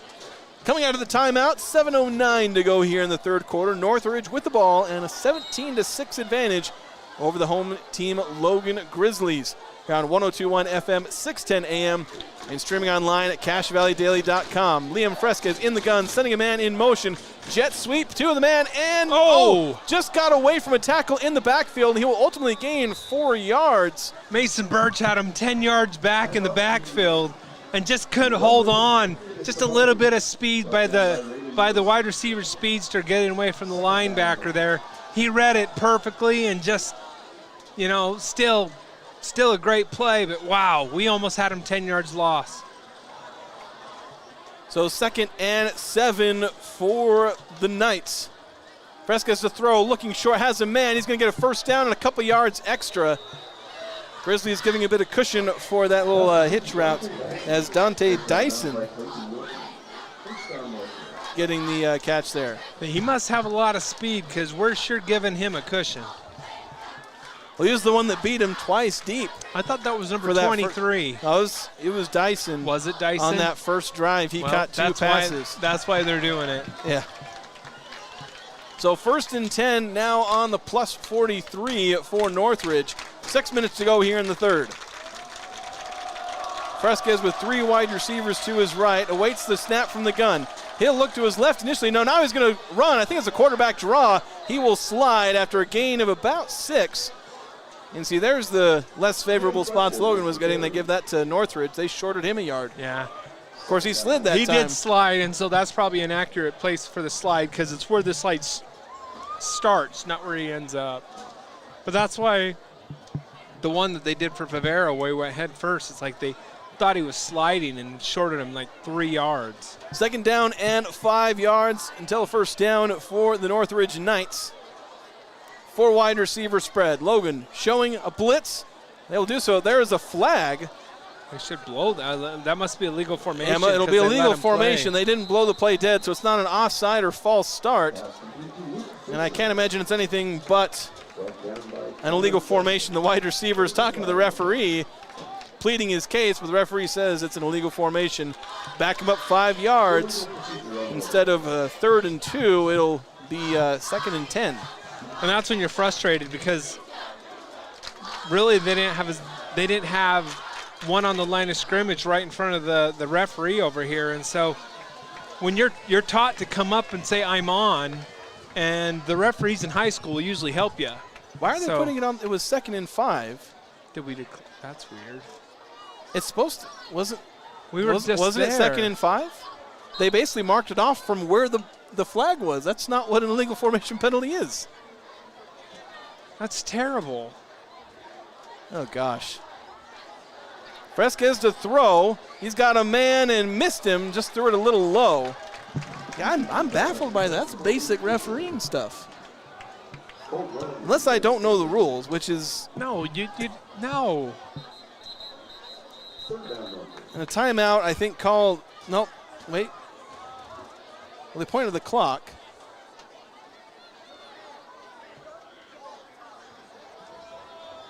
I don't know what's up. Is there something wrong? Oh, I think they're putting a few seconds back on the clock. Like 4, are they saying 4:50? It says 4:49. 4:54, I think is what they're trying to signal, and that's what we got on the clock. 5 seconds could mean a lot by the end of the game. We'll see. 3rd down and 7. Should be 3rd and 10, but it is what it is. I don't understand that. Man in motion for the Knights. They'll fake the jet sweep. Looking over the middle, tipped, and ooh! If it gets tipped the other way, it would have been an interception for Quinn Pingree, his 2nd of the game. As it is, it'll be 4th down and 7. And Northridge may very well just go for it here, kind of in that 4-down territory. It's too close for a punt and too far for a field goal. Might as well just roll one out there. 4:49 now. That's where that 5 seconds went. Big hit on the quarterback there. They might do a fake punt here. Quarterback's lined up 7 yards behind the line of scrimmage. Yeah. He's further than he normally is. Now he gets a little closer. We'll see what they do here. Fresquez, he will throw. He's going to look deep. He's got a man caught. 1st down past the 30, down to about the 27-yard line. Knights convert, 4th and 7. And he was wide open. We were right behind him with like a 3-yard cushion. They didn't want to give up the 40-yard pass to him. I think that's the issue there is they know they can get about 10, 12 yards with that route. Fresquez throwing short. Going to gain about maybe 2 yards on the swing pass to the back. Number 3, Roman Fidisumanu. Yeah, Raiden Nelson sprinting out there, making a great tackle on the sideline for, it looks like almost no gain there. Oh, keep talking about Logan getting short in yards. I know he gained at least a yard. That's what I thought too. But then again, I am on the far sideline, so maybe I should shut up about the referees. I'm not going to shut up about that illegal formation penalty. I have no idea what happened there. 2nd down and 10, 4:25 to go here in the 3rd. Northridge to pass. Trying to throw short, has a man caught, across the 20. Big hit, and he'll gain 1st down yardage down to about the 16-yard line. Quarterback got another big hit too there. Olsen really hit him, and he got up slow. So those big hits all add up. But unfortunately, he did complete the pass. And Northridge still gaining the yardage. They're inside the red zone now. A chance to make this a 3-score game. If they can get the touchdown, field goal would still make it a 2-score game, 2-touchdown game. But Northridge trying to go up 3 possessions. Motioning the running back out. They'll throw to him now. And trying to get the hit in the backfield. They get the hit. Not the immediate tackle, but Caden Ian slowed up the man enough that his teammates managed to force, I think, a 1-yard loss. That's exactly what happened. Nian read the play, beat his blocker, dove for the ankles, just held him up for about a second or so, where all the other defenders around him were able to get off their blocks and make the tackle. So just those little things go a long way. 2nd and 12 now for the Knights on the 18-yard line. Liam Fresquez in the gun. Looking to his right, throws, has a man trying to get into the end zone. Missed the catch. They threw the flag as there was contact and pass interference. There was some contact. They'll give you that, but I think both of them were looking for the ball there. So that's going to be an automatic first down for Northridge, and they'll get set up inside the 10-yard line here, I believe. Should be, what, half the distance there? 15 yards or half the distance. We'll see exactly where they mark it off here, but it's going to be goal to go for Northridge. They call holding, I guess. That's a 10-yard defensive penalty. No, it's not a first down. So it's not an automatic first down by the rules of high school. They do get the down back, but it sets up a second and short. They'll do a toss to the tight end, trying to get around the edge. Got some room to run. Stiff arms a man inside the 5, and he'll get a touchdown. On the tight end around, number 11, Rylan Rude, puts Northridge up 23-6. You know, he showed a little wills there, but I still think Logan should have been able to tackle him. I mean, those safeties are going to have a hard time bringing him down, and that showed it, but wow, that took a long time for him to get into that end zone. 3 minutes to go here as Northridge takes the commanding 3-possession lead now.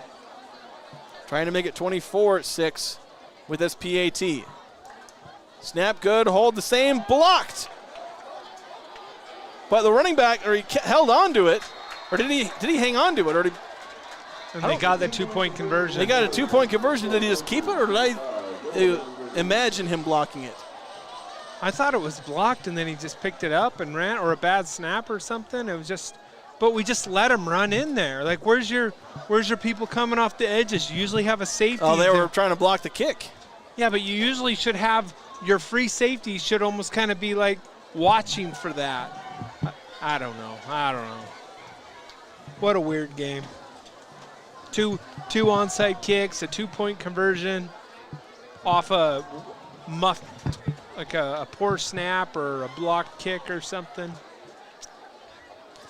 So the Grizzlies will try and get the ball back here, assuming Northridge doesn't try any funny business as they did earlier. Let's just see if we can get a return here. Logan stacking a lot of players narrow in case Northridge, they basically just did that quick run up and crowded 8 guys around the ball basically to recover that onside. Northridge will kick here. Kicking it over to Pingree, couldn't quite get it as it went 5 yards deep in the end zone. They'll get one of those one of these days. Yeah, the Grizzlies will take over now. 3 minutes to go, trailing 25-6. I'd still like to see them throw to him deep.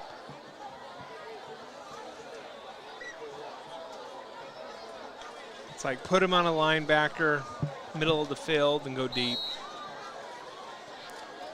Some score updates. Ridgeline leading 57-0 over Tooele in the third. I haven't gotten a score update since Mountain Crest and Skyview were tied 7-7 toward the end of the third. They're probably into the fourth quarter by now, and likely still tied as we've not received a score update. 3 minutes to go in the third. Logan with the ball now. Favero to pass, throwing, trying to get to his man, and I thought there was defensive holding. It's got to be a holding. Why did he? I don't know. That frustrates me because he had to change his route up, and it looks like the guy was all over him until he 10 yards down the field. In high school, you can, face your guy, hit your guy within 3 yards. After that, you've got to let him go. That's pretty much every level.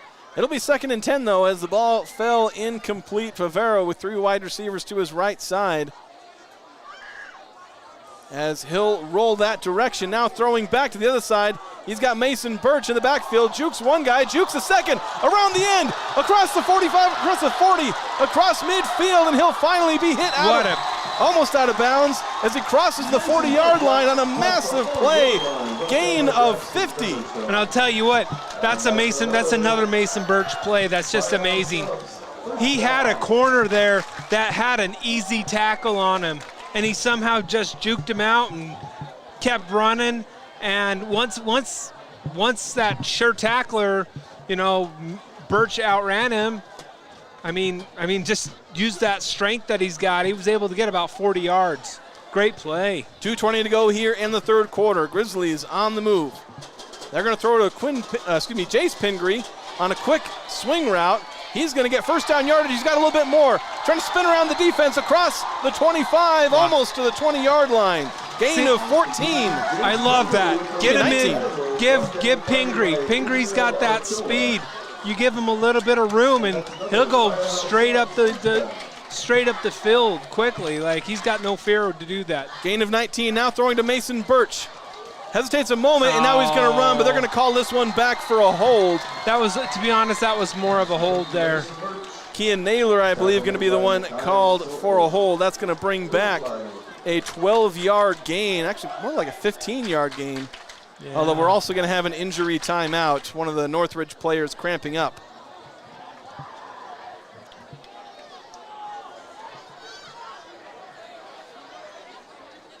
So it'll be first down once again, but the Grizzlies will have to be doing it from the 30-yard line, I believe, or thereabouts. Yeah. Should be about a first and about 18. I think they're going to mark it off from the 21, I think. They're going to need to put a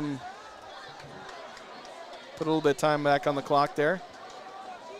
Coach Butts is arguing something here. He's probably arguing the hold. I actually thought that was a pretty good call. Honest work, fair prices, no upsells, no pressure. That's at Cache Valley Auto Care. They treat your car and you the way they want to be treated. Make sure to stay to the end of the broadcast where we will be nominating and selecting our Old Grist Mill bread and butter play of the game. You can call in to the Monday morning KVNU show from 6 to 10. During that show, they'll call for the Old Grist Mill bread and butter play of the game. And you can win 4 free loaves of bread from the Old Grist Mill. I don't think anyone wants bread. So the Grizzlies will face first down and 20 yards to go. They're on the 31 as Favero from the empty set facing pressure, rolling away, just hauls it out of bounds. Not near any receivers. The closest receiver was Will Ward, but with about 6 guys chasing him, Favero was like, I'm going to live to fight another down here. And that's interesting. It almost looked like the way all the defensive line got in, it looked like it was a screen, but I didn't see anybody. I think they just had extra guys because they brought like 6 or 7 players, and it was an empty set.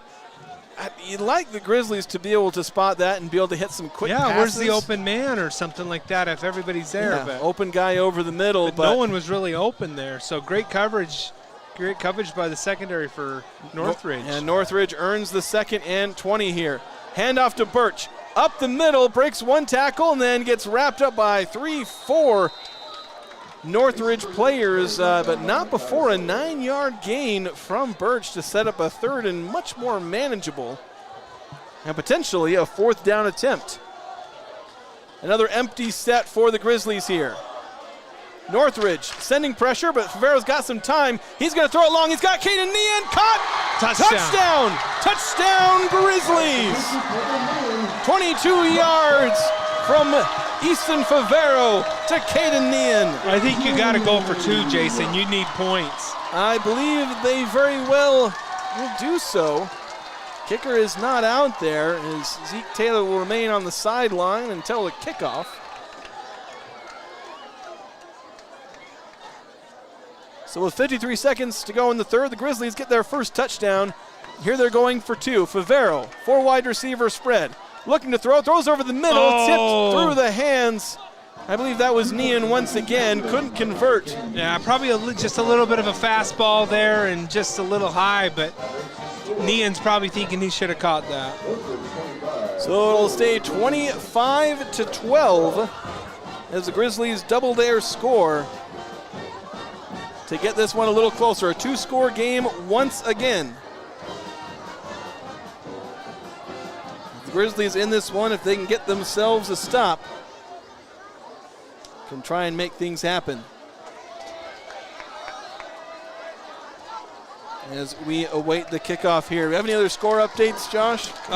Looks like Skyview, Skyview and Mount Crest are still tied with 8:33 in the fourth. That's 7.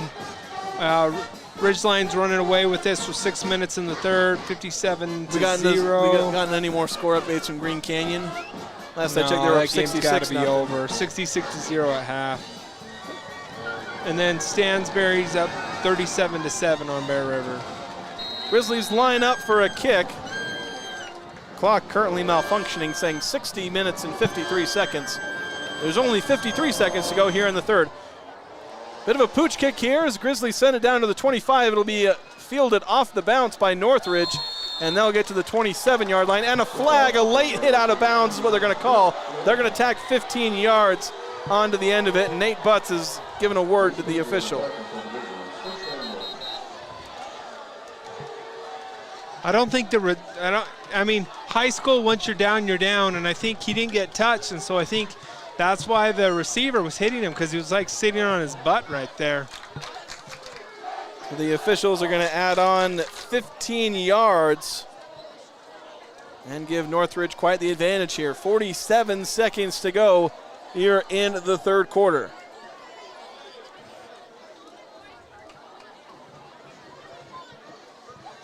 So we await the official. These officials have been pro-Northridge.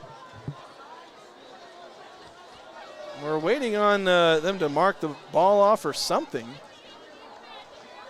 They're just talking. Maybe they do like the... Well, they marked off a penalty incorrectly already in favor of Northridge.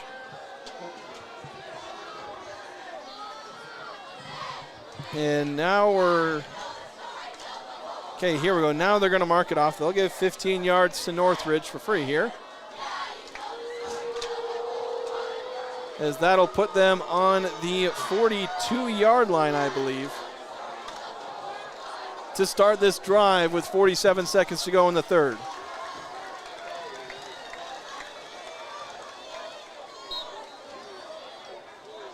So Northridge with 3 wide receivers, 2 at the left side, the wide side of the field. They're going to hand off to the back, running around the end, chased by a couple of different Grizzlies, and thrown down behind the line of scrimmage, a loss of 2 on the play. Yeah, Raiden Nelson from the linebacker must have had a man too, because he went up there and got there before he got there. So loss of, it looks like you said, loss of 3, long 2, 3. So great play there, and one of the corners was able to get off his man and also, assist him on that tackle. So just a great play by the Logan defense. 2nd down and 12, and by the looks of the fact that Northridge is all out of sorts, they're probably just going to let the clock run down to the end of the third quarter. The clock froze. Oh, and it malfunctioned, but I think the referees can be like, yeah, we knew they were waiting out the clock, and that's going to be the end of the third quarter. We'll swap sides of the field. We'll be back after this here on 102.1 FM, 610 AM, and streaming online at CashValleyDaily.com. When your car starts making that uh-oh noise, bring it to Cache Valley Auto Care. They speak fluent clunk and squeal. They'll fix it right without upselling things you don't need. Cache Valley Auto Care, behind Home Depot on 200 East in Logan. At Adams Wealth Advisors, they believe that successful wealth management is all about planning. Adams Wealth Advisors is here to help. If you're transitioning a business, searching for the most up-to-date tax strategies, need help managing investments, or need help with estate planning, Adams Wealth Advisors has your back. At Planet Fitness, you'll get energy without the judgment. Hi, can you help me with this? This is better. Join the judgment-free zone today for $15 a month. Planet Fitness, big fitness energy for all.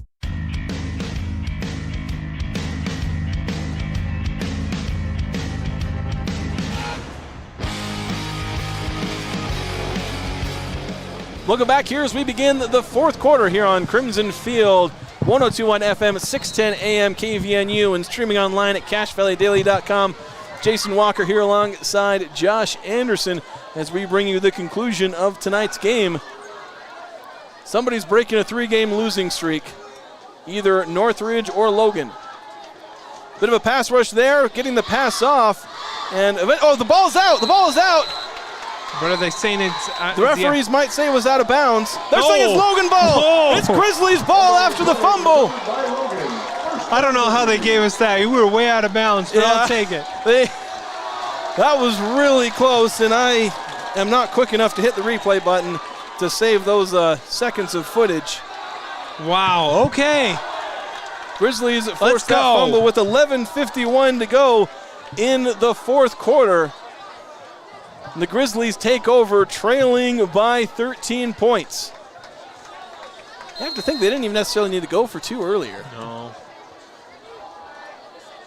You just needed points, but I guess they didn't need it. Vivero with a quick pass to Caden Nean. Trying to make one man miss, but he will be swallowed up and thrown down for a 5-yard loss. And Nean tried to juke him and do whatever he can, but he's a little light on the weight, and I think the guy just held onto his shoulder pads. He could have juked him. He had the speed advantage, but the size advantage once he got him wrapped up was a bit too much there. Grizzlies will take 2nd and 15 with 11.5 minutes to go. Ball now on their own side of the field. Fake the handoff, quick throw. Nean now, he'll catch it and basically gain back the 5 yards that he lost. It'll be 3rd down, 10 yards to go. It's all right. We'll cross under 11 minutes to play before this next snap. Grizzlies hurrying it up a bit as they bring the empty set. 3 wide receivers to the wide side left as the Grizzlies line up on the right hash. I like Graydon also across the middle here. Graydon lining up in the slot on that left side. Basically single coverage. We'll see if they try something deep along that left side. Favero looking over the middle, throwing. He's got Caden Nean, 1st down. And he'll get down to the 36-yard line. Well, I called this the middle, but it was the other side. It was Caden Nean across the middle, just on the other side of the backers. Waited for the backers to commit. And what's going on? A sideline warning will be issued to the Grizzlies as this near side official probably had heard enough here from one of the coaches, is usually what those sideline warnings are, as all the Grizzlies are where they're supposed to be player-wise. So the Grizzlies get their first sideline warning there, is having the clock malfunction. Boy, that clock is struggling today. They need to get a repairman in. I like saying 60. Like I said, it basically just says 60, whatever time is left. But it has 60, the Grizzlies 60-0, so we like that. Yeah, that's ideal. The real score is 25-12. And now it says, I think it's 10 minutes, 14 seconds to go. So we're almost there. We got some of the time back. There we go. 10-14, Grizzlies 12, visitor score missing, but we've got it on our broadcast, and they've got the clock up there, so we'll just remind you that it is 25-12. We'll work on that later. Vivero to pass, facing some pressure, throws quick, has a man, Pingree, trying to break a tackle, dives forward. We'll see. Are they going to give him the 1st down yardage? No, they're not. They're going to say his dive didn't count. I think they might just say that he was out of bounds. Like I said, his dive didn't count. Yeah, that's true. You're right. Which I thought it did, so we'll... Vivero handing off to Birch. Almost shed a tackle at the line of scrimmage. It'll force 3rd down And that basically 1 yard too. Let's see. Yeah, and that's like the second time that where if he's able to just outrun that, the back, it's the back defensive end that's just sprinting up and grabbing him from behind. He's got to speed up that, and he's waiting for a hole, which is good for a back to have that patience. But sometimes when you only need that yard, you've got to go hit that hole. Logan with a heavier set, going to hand off. No, fake the handoff. Vivero going to try and get it himself. I think he got it. They will give him exactly the yardage he needed. He made the 26. He needed to make the 26. And that's that read zone there. So great pull by Vivero, just getting that first down. I don't think the back would have got that. So great read on there. Vivero now with the 4 wide receivers. Northridge showing pressure. They'll bring 5. Vivero throwing quick and is incomplete. That ball hit the turf. Pingree saying he caught it, but I think that hit the ground before it made it into his hands. It definitely did. He did catch it off the bounce, though. He did catch it off the bounce, but you don't get credit for that in football. Except on a punt and kickoff returns, I guess. Yeah. 8:41 to go here in this fourth quarter. The Grizzlies trail by 13, but trying to do something about that just now is there on the 26-yard line, 26 yards away from making this a one-score game. Vivero handoff. No, fakes the handoff again. Nearly tackled 2 yards behind the line of scrimmage, but he will make 2-yard gain. Yeah, that was a great little spin he did. He just spun. Normally they spin the other way, but it was like an awkward left-handed spin there or whatever. I don't know how to phrase that, but did a great job. I mean, that saved him probably 10 yards right there. It'll be 3rd and about 6 yards to go as Vivero will take the shotgun snap, looking to throw. Trying to find Jace Pingree, snags it out of the air. Tough catch. He'll gain about 4 yards for his efforts. And while the Grizzlies could maybe hit a field goal from this range, that would not do them any good. Nope. With under 8 minutes to play, they got to go for this one on 4th and about 3 yards. Getting the signal from the sideline. Clock still running. Still, if they score a touchdown here, there is plenty of time to do a whole lot of things, as long as you get a good stop. 4 wide receiver spread for Vivero, motioning Caden Nian across the formation to the left side. Vivero will look, facing pressure, throws in just outside of the grasp of Mason Birch, and it'll be a turnover on downs. The Grizzlies can't convert. See, that's one of those Avila plays that you miss Avila there, just with that little bit more speed. What they did is they had 3 receivers lined up to the field side, which is the left side, ran them all across the middle, cleared it out for the back so he could catch it and then just sprint to the sticks to get the first down, and just a little out of his reach there, and that's a turnover of downs. A couple of score updates. Final, Green Canyon defeats Deseret Peak 73-0, and we're closing to the end of regulation at Mountain Crest High School. As or is it at Mountain Crest? I can't remember who was at home in that one. I don't remember on that But one. Mountain Crest and Skyview still tied 7 apiece. 2:31 to go in the fourth quarter. Last update as of about 3 minutes ago of real time. Timeout called by Northridge, as we'll have a quick break here. And now the clock's still running, and it shouldn't be, so they're going to have to put some time on. It should go back to about 7:21 on the clock. Make sure to download the Cache Valley Daily app for replays and photo galleries of the latest games, these high school games, plus local news and information about what's going on in our community.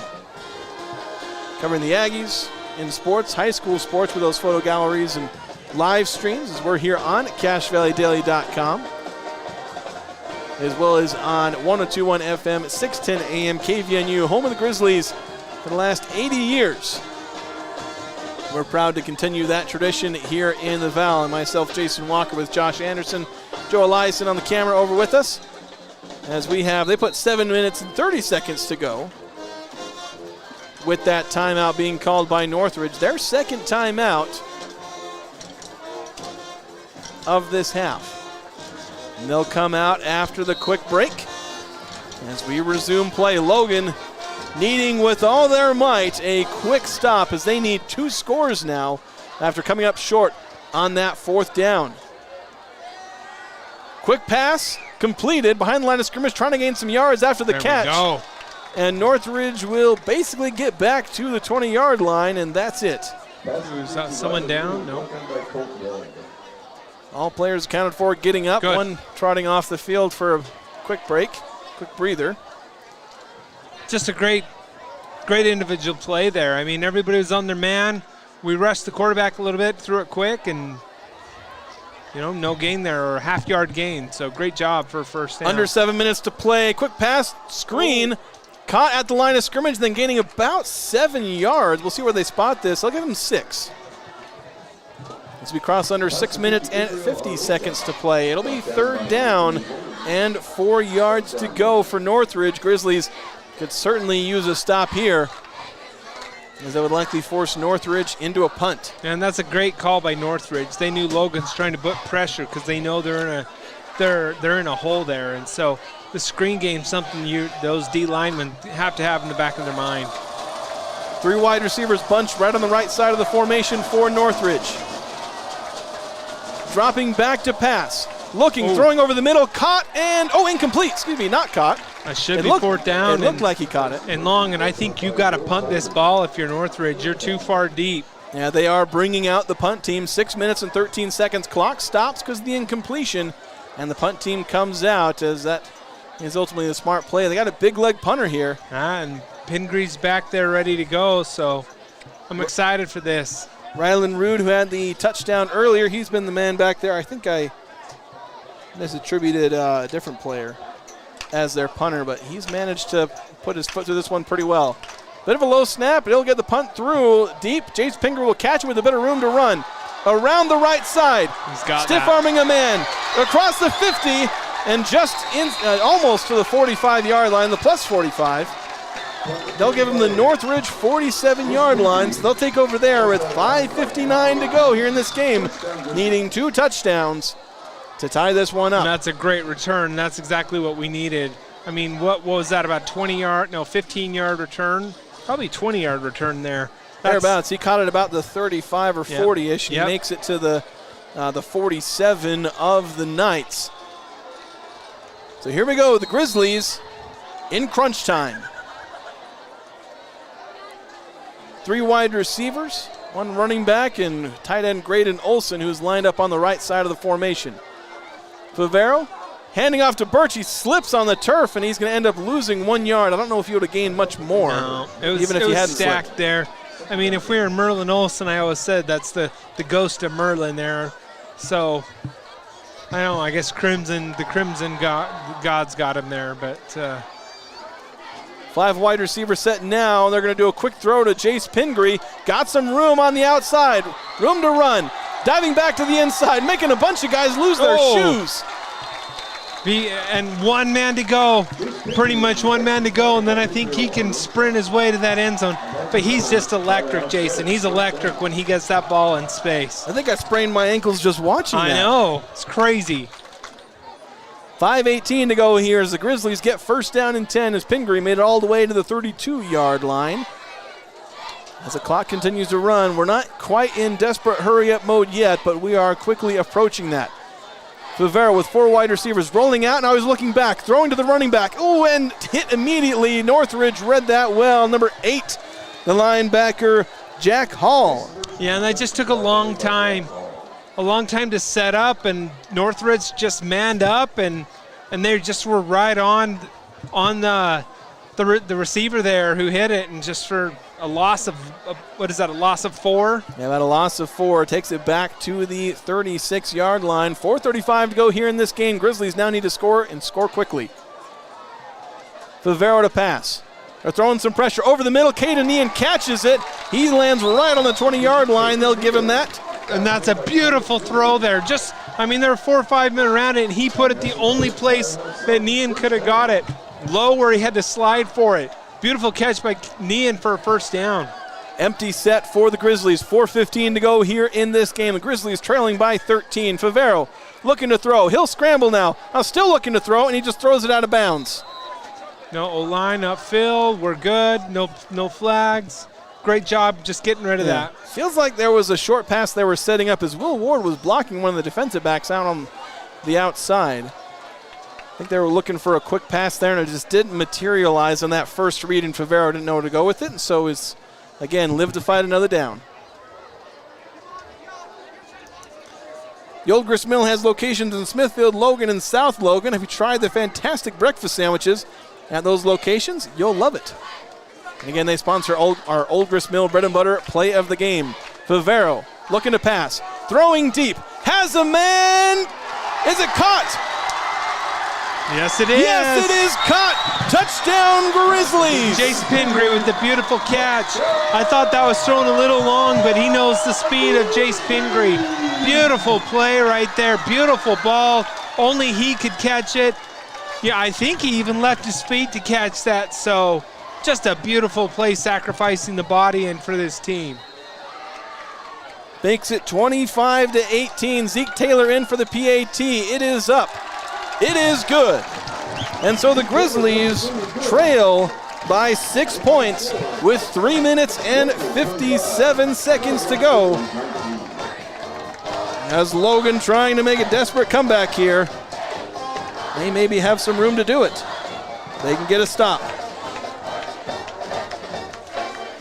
Favero's second touchdown pass of the second half. His first one went 22 yards to Caden Nia, and the second one, a 20-yard pass to Jace Pingree.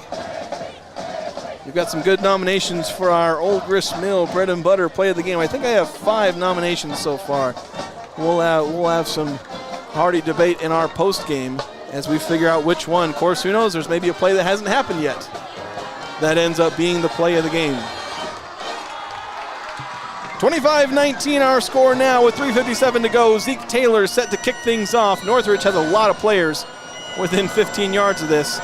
And Zeke Taylor is just going to put his foot through it, and it's going to go 3 yards deep into the end zone for a touchback. Great job.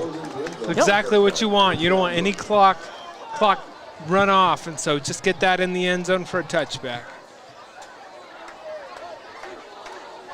Reminder to download the Cache Valley app for replays and photo galleries of the latest games, plus local news and information about what's going on in the community. A reminder that today's game on CacheValleyDaily.com and on KVNU, the video experience powered by Adams Wealth Advisors. They want to understand your family, jobs, hobbies, and goals. To earn your financial trust, visit AdamsWealthAdvisors.com to schedule a time with an advisor today. That's Adams Wealth Advisors. If you're Northridge, you just want to run this ball, try to get those first downs on the floor, but they just need to get first downs. Hand off to the running back and grabbing the jersey. I didn't see who it was. I thought it was Graydon Olson. But he used that, put that big paw, grabbed a jersey and was able to hang on till his buddies got him. But you could see that jersey stretch about a foot. Is it Graydon or Raiden Nelson, the linebacker, who might have got it there? Grizzlies preserving their timeout as they have the luxury with the amount of time. They'll probably call one here if they force a 3rd and long. Trying to preserve as much time, but also preserve those timeouts for a potential game-winning drive if it came to it. If they got this ball back, they'd have that opportunity. Liam Fresquez in the gun. Handing it off, trying to get around the left edge. Grizzlies trying to meet him. Oh, they give up a few more yards than they really needed to. It's going to set up 3rd and 2. Grizzlies giving up the 10-yard run on 2nd and 12. That'll set up 3rd and short, and suddenly, they're not calling this timeout because they're probably going to have to. But I think if they get the first down, then you got to use them. But big 3rd and 2.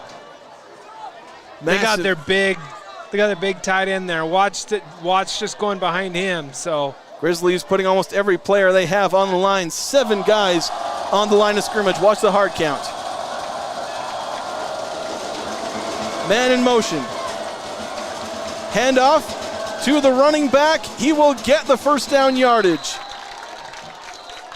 Timeout. And timeout called by the Logan Grizzlies as Northridge got exactly what they wanted. 3 plays to burn some time and then getting the first down. Things could hardly have gone better for Northridge there. As we pause play with 2 minutes and 20 seconds to go. Planet Fitness has big fitness energy for all. All the benefits, all for less at Planet Fitness. Oh, Skyview wins. Skyview got a last-minute touchdown. 10-7. A last-minute field goal. Said 45-yard field goal for the win with 15 seconds left, and they made it. So Skyview gets the 10-7 win over Mountain Crest in what might be the thriller of the weekend. Of course, this one could be. This one could certainly be a thriller in and of itself. I think these next 3 plays will determine the game, whether Northridge gets a first down or whether the Grizzlies get a stop. Because if you get a first down here and then you get below 2 minutes, you can go to victory and run that ball, run it out. So big series here. Ridgeline got their victory 71-0. A couple of 70 burgers this week. Green Canyon getting 73-0 over Deseret Peak, and Ridgeline at 71-0 over Tooele. Don't have a score update from the Bear River game. Our last update, they were down 37-7 at the half. That game might very well be over, as this might be the final game of the evening as far as end time. Yep. Some running clocks. Yeah, we're at 9:13 in the evening here. Geez, long timeout. How long are they going to let them do this? Or are they just waiting on the clock? Clock's been doing its normal thing of struggling. I think that's why they're still going long, is they can't get the clock right. There we go. 2:19 to go is what it says. That's what it should say. 25-19 is the score, as Northridge has the lead and the ball. Logan has 2 timeouts left to use. Northridge needs 10 yards to essentially ice this game. And I bet they're going to do everything they can to just keep it on the ground like they did in that series. Liam Fresquez in the gun. He's got his running back on his right hip. Motioning the tight end across the formation. Hand off to the running back around the left end. There's a flag down. And so they're going to burn a few seconds. They're going to pause play. That's got to be a holding. It has to be based on where it was. And that'll back up. I mean, it's either hands to the face or a holding, but it's behind the line of scrimmage on the 30. That's got to be a holding. Because they did seal the end there. That's big. So I'm trying to figure out what we've got here. They did move back. Oh. I don't know what that symbol is. It almost looked like an illegal shift signal, but it's a 10-yard penalty.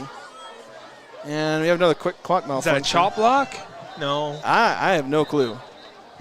I have no clue. He put his fists together or pulled them apart. I'm not sure. I can't tell. Interesting. Okay. And we're waiting for the clock to reset here. 2 minutes, 13 seconds is what it should say, but they've added a 6 on it. There we go. That is an interesting clock glitch. 25-19 our score. As it's 2:13, and it's 1st and 20. The clock rolls. Well, the clock rolled for a second. Hand out to the running back, trying to get around the end. Got to force him out of bounds. He's going to stay in bounds. Oh, Zeke Taylor did a good job of just holding him up where his team could hit, but you got to push him out of bounds when he's that close. I think he realized he was getting close, and he just fell down. He's like, I'm staying in bounds. Forces the Grizzlies to burn another timeout. Well coached there. 3rd down and 25. That'll be 2nd. Should be 3rd. They replayed 1st down. Because it was 1st down. They ran the end around. They got called back for a penalty. Oh, that's correct. That's correct. And so it'll be 2nd and 20. The Grizzlies have one more timeout, so they can stop the ball prior to 3rd down, but then it'll be a one last play for Northridge where they can burn off some clock, and then the Grizzlies will have to go. If they stopped him here and forced a punt from right here, they'd probably get the ball at worst on their own 40, get less of a punt and better of a return. You could maybe even get the plus 40. But it also depends on what yardage Northridge can gain, because they could certainly gain chunk yardage. They've got chunk yardage. That's how they pretty much won this game, is that chunk yardage. 2 minutes and 1 second to go in this one. And they love going to their tight end, their big tight end. It seems like they've to the boundary here. 2nd down and 20-something for Northridge. They hand off to the back, trying to go up the middle now, bouncing to the outside. Got some room to run. They're trying to drag him out of bounds. They'll stop him. Logan, they did call their timeout. Yep. I was wondering. Last timeout. I was wondering, maybe do you wait after this down and don't call it and then call it after? There's some. See, they're getting movement with their big tight end. He's a big guy. They gained about 4 yards on that one. As there's a minute 55 to go here now. Grizzlies hanging on by a thread of the hopes of victory. They trail by 6. They get the ball back. Maybe they can do something with it. They have no timeouts remaining. At Cache Valley Auto Care, you get honest work, fair prices, no upsells, no pressures. At Cache Valley Auto Care, they treat your car and you the way they would want to be treated. Coach Butts had a long conversation with the referee. I'm not sure what he doesn't like there. That or he's just figuring something out. I don't know. These aren't like heated conversations. Some of them have been heated. Yeah, he was all smiles as he walked away from the referee. So he was looking for some information, not necessarily to give him an earful this time around. He's given him an earful a couple of times, though. Perhaps justifiably, perhaps not. Big 3rd down here, Jason, though. No stupid penalties. Yeah, this is, if Northridge managed to convert this, it's the game. It is 3rd and about 17. Let's see, they're on the 27. They need the 43. That's 16 yards, right? Yep. And so Northridge coming out, it depends if they want to risk putting the ball in the air and maybe having an incomplete. No, you got to run this ball. You got to get that 40 seconds off. You got to risk it. Fresquez will pass. He'll throw it quickly, though, and got some space to run, almost getting the first down. He will get the first down, and that's going to be the game. Northridge converting 3rd and 16. A middle screen with the receiver. He caught it. The whole team could have verged on him and just used his speed. Boy, he flew on that and just went upfield. Got 17 yards on a middle screen. Oh, that hurts. And they can go into victory and win this game. Northridge will do just that, as that will be the game. The Grizzlies had a chance. Hold them on 3rd and 16, get the ball back, and have a prayer at a game-winning touchdown. As it is, they will go down in defeat for a 4th time in a row. Northridge will break their 3-game losing streak and get their first victory of the season. First kneel down from Liam Fresquez. They need one more. Oh, what a heartbreaker, Jason. You're literally inches on a couple plays here for this game, and that's why they say it's a game of inches. It is. Is Northridge waiting until that clock runs under 40 seconds, and then they can snap it, and the teams will walk onto the field to shake hands. 41 seconds, 40, and now Northridge will snap it. As Fresquez will snap it one more time, kneel it, and that will do it. Logan came close, but they could not pull it off as Northridge celebrates running onto the field. They get their first victory, and Logan still seeking their second as they will go into region play next week here against Ogden on homecoming night. They'll have to break what is now a 4-game losing streak. We'll be back after this break with some post-game analysis, and we'll also get head coach Nate Butts on the show. The post-game show to talk about this one and what's next for the Grizzlies. Your final score here, the Northridge Knights 25, the Logan Grizzlies 19. Right down the street to present day all over America. Napa and our nationwide network of parts and exceptional service were built for one mission: to keep your business moving full speed ahead. From what's happening in local political elections, to breaking news, to photo galleries and replays of the latest games. If it's happening in our community, it's on CacheValleyDaily.com and the Cache Valley Daily app. Local, relevant news on CacheValleyDaily.com. This is Josh Watts. At Preston Watts Collision and Glass, we have been your #1 resource for collision repair, auto glass replacement, and towing for over 60 years. We are Cache Valley's largest collision repair center. Next time you crash, call Preston Watts Collision and Glass. We do it right. Searching for copiers and printers? Les Olson IT has what you need. Find reliable HP printers, award-winning Sharp copiers, and high-end Ricoh graphic systems. Les Olson IT. Old Gristmill on South Main Logan, 4th North Logan, and now Smithfield offer Cache Valley that famous lunch special and natural bread baked the right way. Get your made-to-order lunch or baked goods at Cache Valley's Best of Northern Utah gold-winning bakery. The Old Gristmill, here for you. DD Auto and Salvage is going to pay you the most for junk vehicles. Get rid of your junk vehicles today. Pickup is available. DD Auto and Salvage in Logan. Call 787-1204. That's 787-1204 today. See store for details. Logan High School would like to recognize and thank their sponsors of Logan High Football: Wilson Motors, A&D Landscaping, Cache Valley Bank, Murdoch Chevy, Pool Orthodontics, Factory Student Housing, Ogden Clinic, Vintage Muscle, and Duke Building Company. There's nothing quite like a great hometown. At the Young Automotive Group's Cache Valley dealerships, it's our privilege to call Logan home. We not only work to provide you with an exceptional customer experience, but take care of the community. We're committed to driving Logan forward. Visit Young Automotive in Logan today. I'm Lana Powell, and my team and I are here to make insurance simple. Because we live right here in your community. And if the unexpected happens, you'll have neighbors you can count on. Come see us at Lana Powell State Farm, here to help life go right. Make it 3 years in a row. Advanced Heating and AC is honored to be Best of Northern Utah Gold Medalist. Thank you for your support and vote of confidence in their company. Advanced Heating and AC, online at advancedheating-ac.com. When your car starts making that uh-oh noise, bring it to Cache Valley Auto Care. They speak fluent clunk and squeal. They'll fix it right without upselling things you don't need. Cache Valley Auto Care, behind Home Depot on 200 East in Logan. At Adams Wealth Advisors, they believe that successful wealth management is all about planning. Adams Wealth Advisors is here to help. If you're transitioning a business, searching for the most up-to-date tax strategies, need help managing investments, or need help with estate planning, Adams Wealth Advisors has your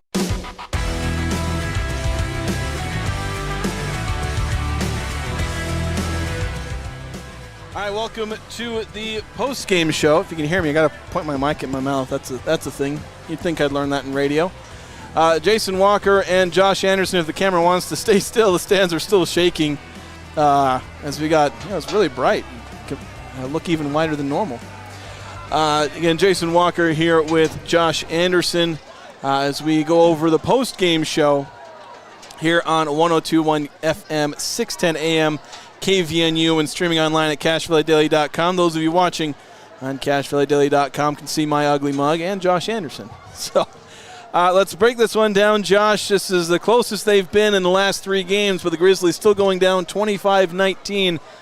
Had that bit of hope at the end, but did a lot to give themselves that hope. Yeah, really what it came down to is the first 2 drives. I don't know if Logan underestimated them or whatever, but 3 huge plays. I mean, 2 deep balls, taking advantage of the younger classmen there with their speedster there. It's almost like it was planned. And then just, poor angles on one team. That's 14 points. The rest of the game, they really did.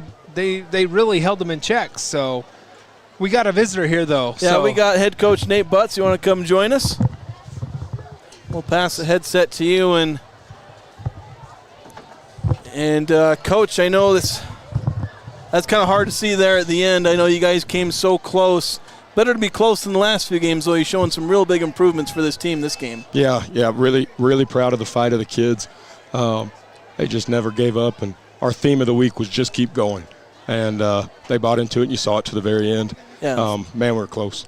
Yeah, I saw it in a lot of different areas. I know initially give up touchdowns in those first 2 drives, but I was going to look at the math. Like you give up the 2 touchdowns, I think the second one early in the second quarter, so in about 12 minutes you give up up 14 points. The rest of the game, you give up 11, so a lot of improvement from the defense really standing up there. Yeah, super proud of our defensive staff. Defensive coordinator, Coach Hughie, made some great adjustments, and they had it dialed up all night, and, man, we were close on a few that we didn't quite hit on, and we had some that we looked really good on, and we're really, really close. I mean, we don't take moral victories, but proud of the improvement tonight and the way the guys haven't quit.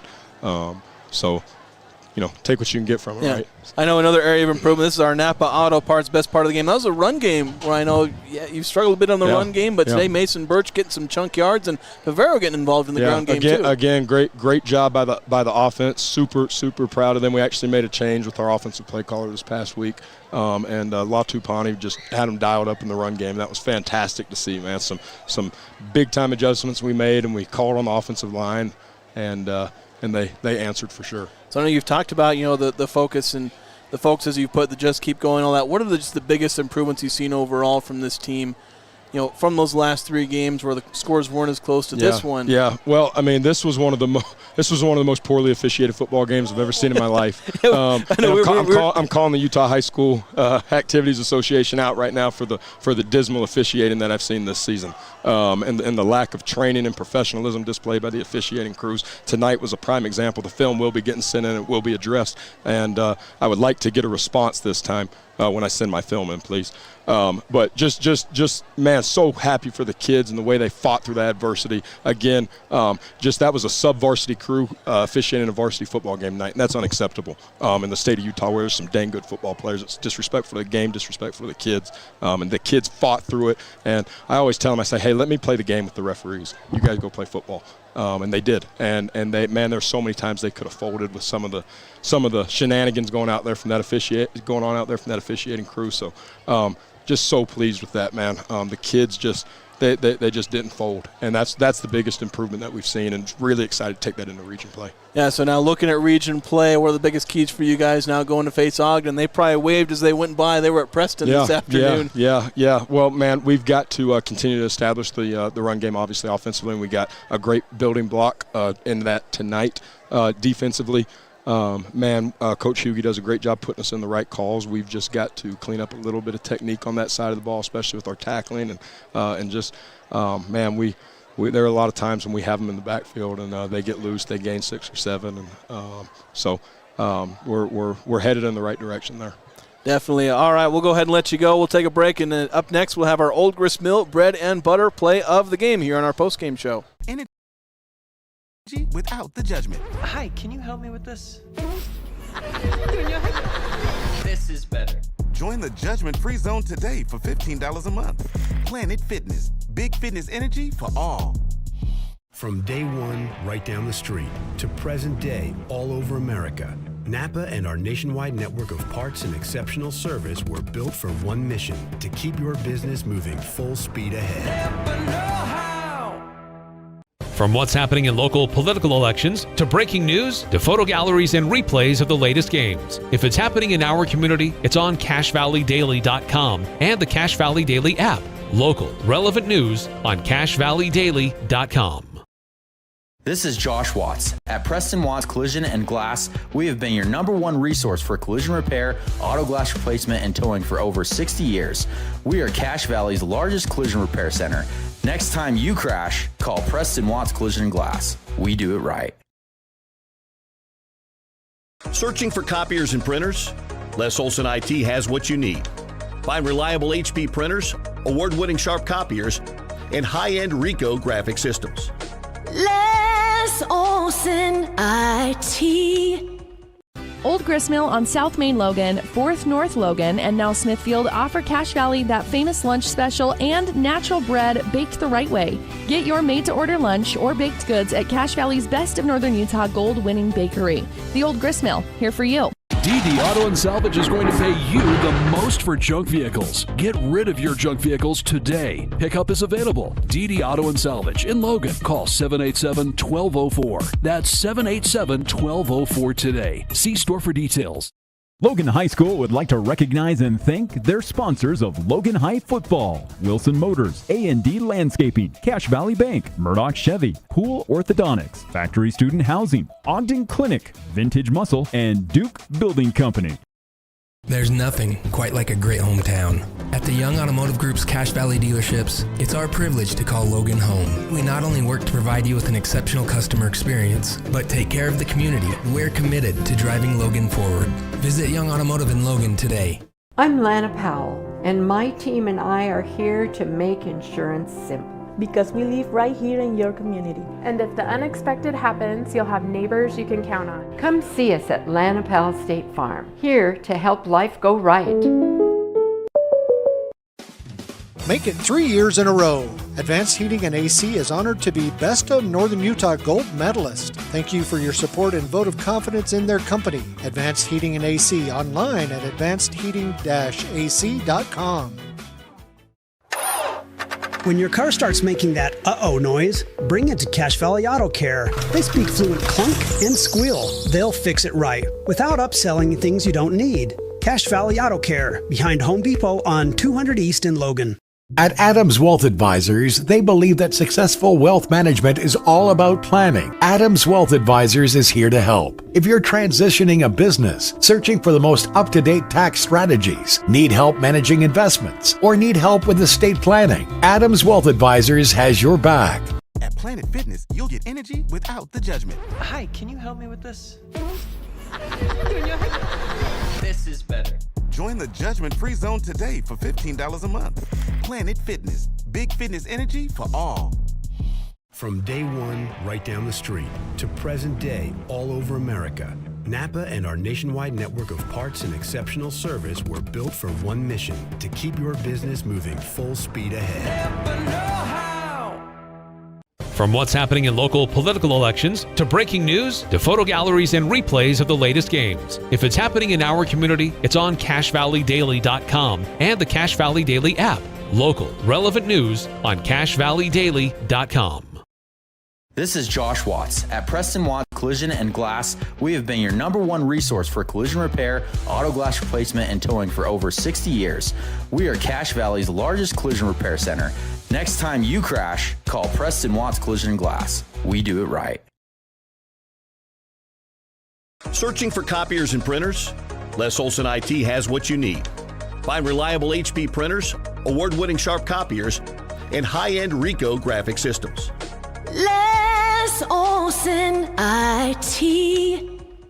Old Gristmill on South Main Logan, 4th North Logan, and now Smithfield offer Cache Valley that famous lunch special and natural bread baked the right way. Get your made-to-order lunch or baked goods at Cache Valley's Best of Northern Utah gold-winning bakery. The Old Gristmill, here for you. DD Auto and Salvage pay you the most for junk vehicles. Get rid of your junk vehicles today. Pickup is available. DD Auto and Salvage in Logan. Call 787-1204. That's 787-1204 today. See store for details.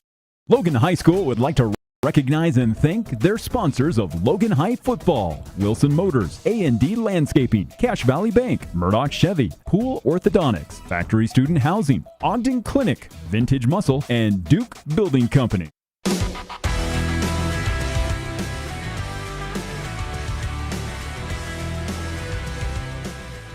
Wrapping things up here on 102.1 FM, 610 AM KVNU, and streaming online at CacheValleyDaily.com. I'm holding back a sneeze right now. That might go poorly. We got to hand out our Old Gristmill bread and butter play of the game. Had a chance to chat with Coach Butts after our on-air interview, and yeah, optimistic about this team. I know some frustrations today. A few things that didn't go right. Some referees who could use a little bit more training, and there are some frustrations there. There's probably some things we didn't catch. I mean, we were just mostly whining about the spots, which that's high school refereeing in general. It's hard to learn to spot the ball correctly. So I usually give officials a pass, but sometimes it happens too much. And then you mark off some penalties wrong. But in the end, I think Logan can say that they didn't lose the game because of the officials, but it certainly didn't help. But we've got to give our Old Gristmill bread and butter play of the game an excellent performance by, like I said, I have 5 or 6 different plays. But I think pretty easily the final touchdown for the Grizzlies that made it 25-19, that's the play we're going to go. So you can list off these details 3:57 to go in the fourth quarter. 20-yard pass from Easton Favero to Jace Pingree. Read off those details to the morning show guys on KVNU, and you'll be able to win 4 free loaves of bread of the Old Grist Mill. Fantastic stuff there from their Smithfield and locations. If you don't win the free bread, you can go try their breakfast sandwiches, or you can win the bread and get some breakfast sandwiches. So definitely call that in. That's going to do it for us tonight. I've been Jason Walker here with Josh Anderson, Joe Eliason on the cameras. Have a good evening, everyone. This Logan Grizzlies broadcast has been a presentation of KVNU 102.1 FM, 610 AM, and CashValleyDaily.com.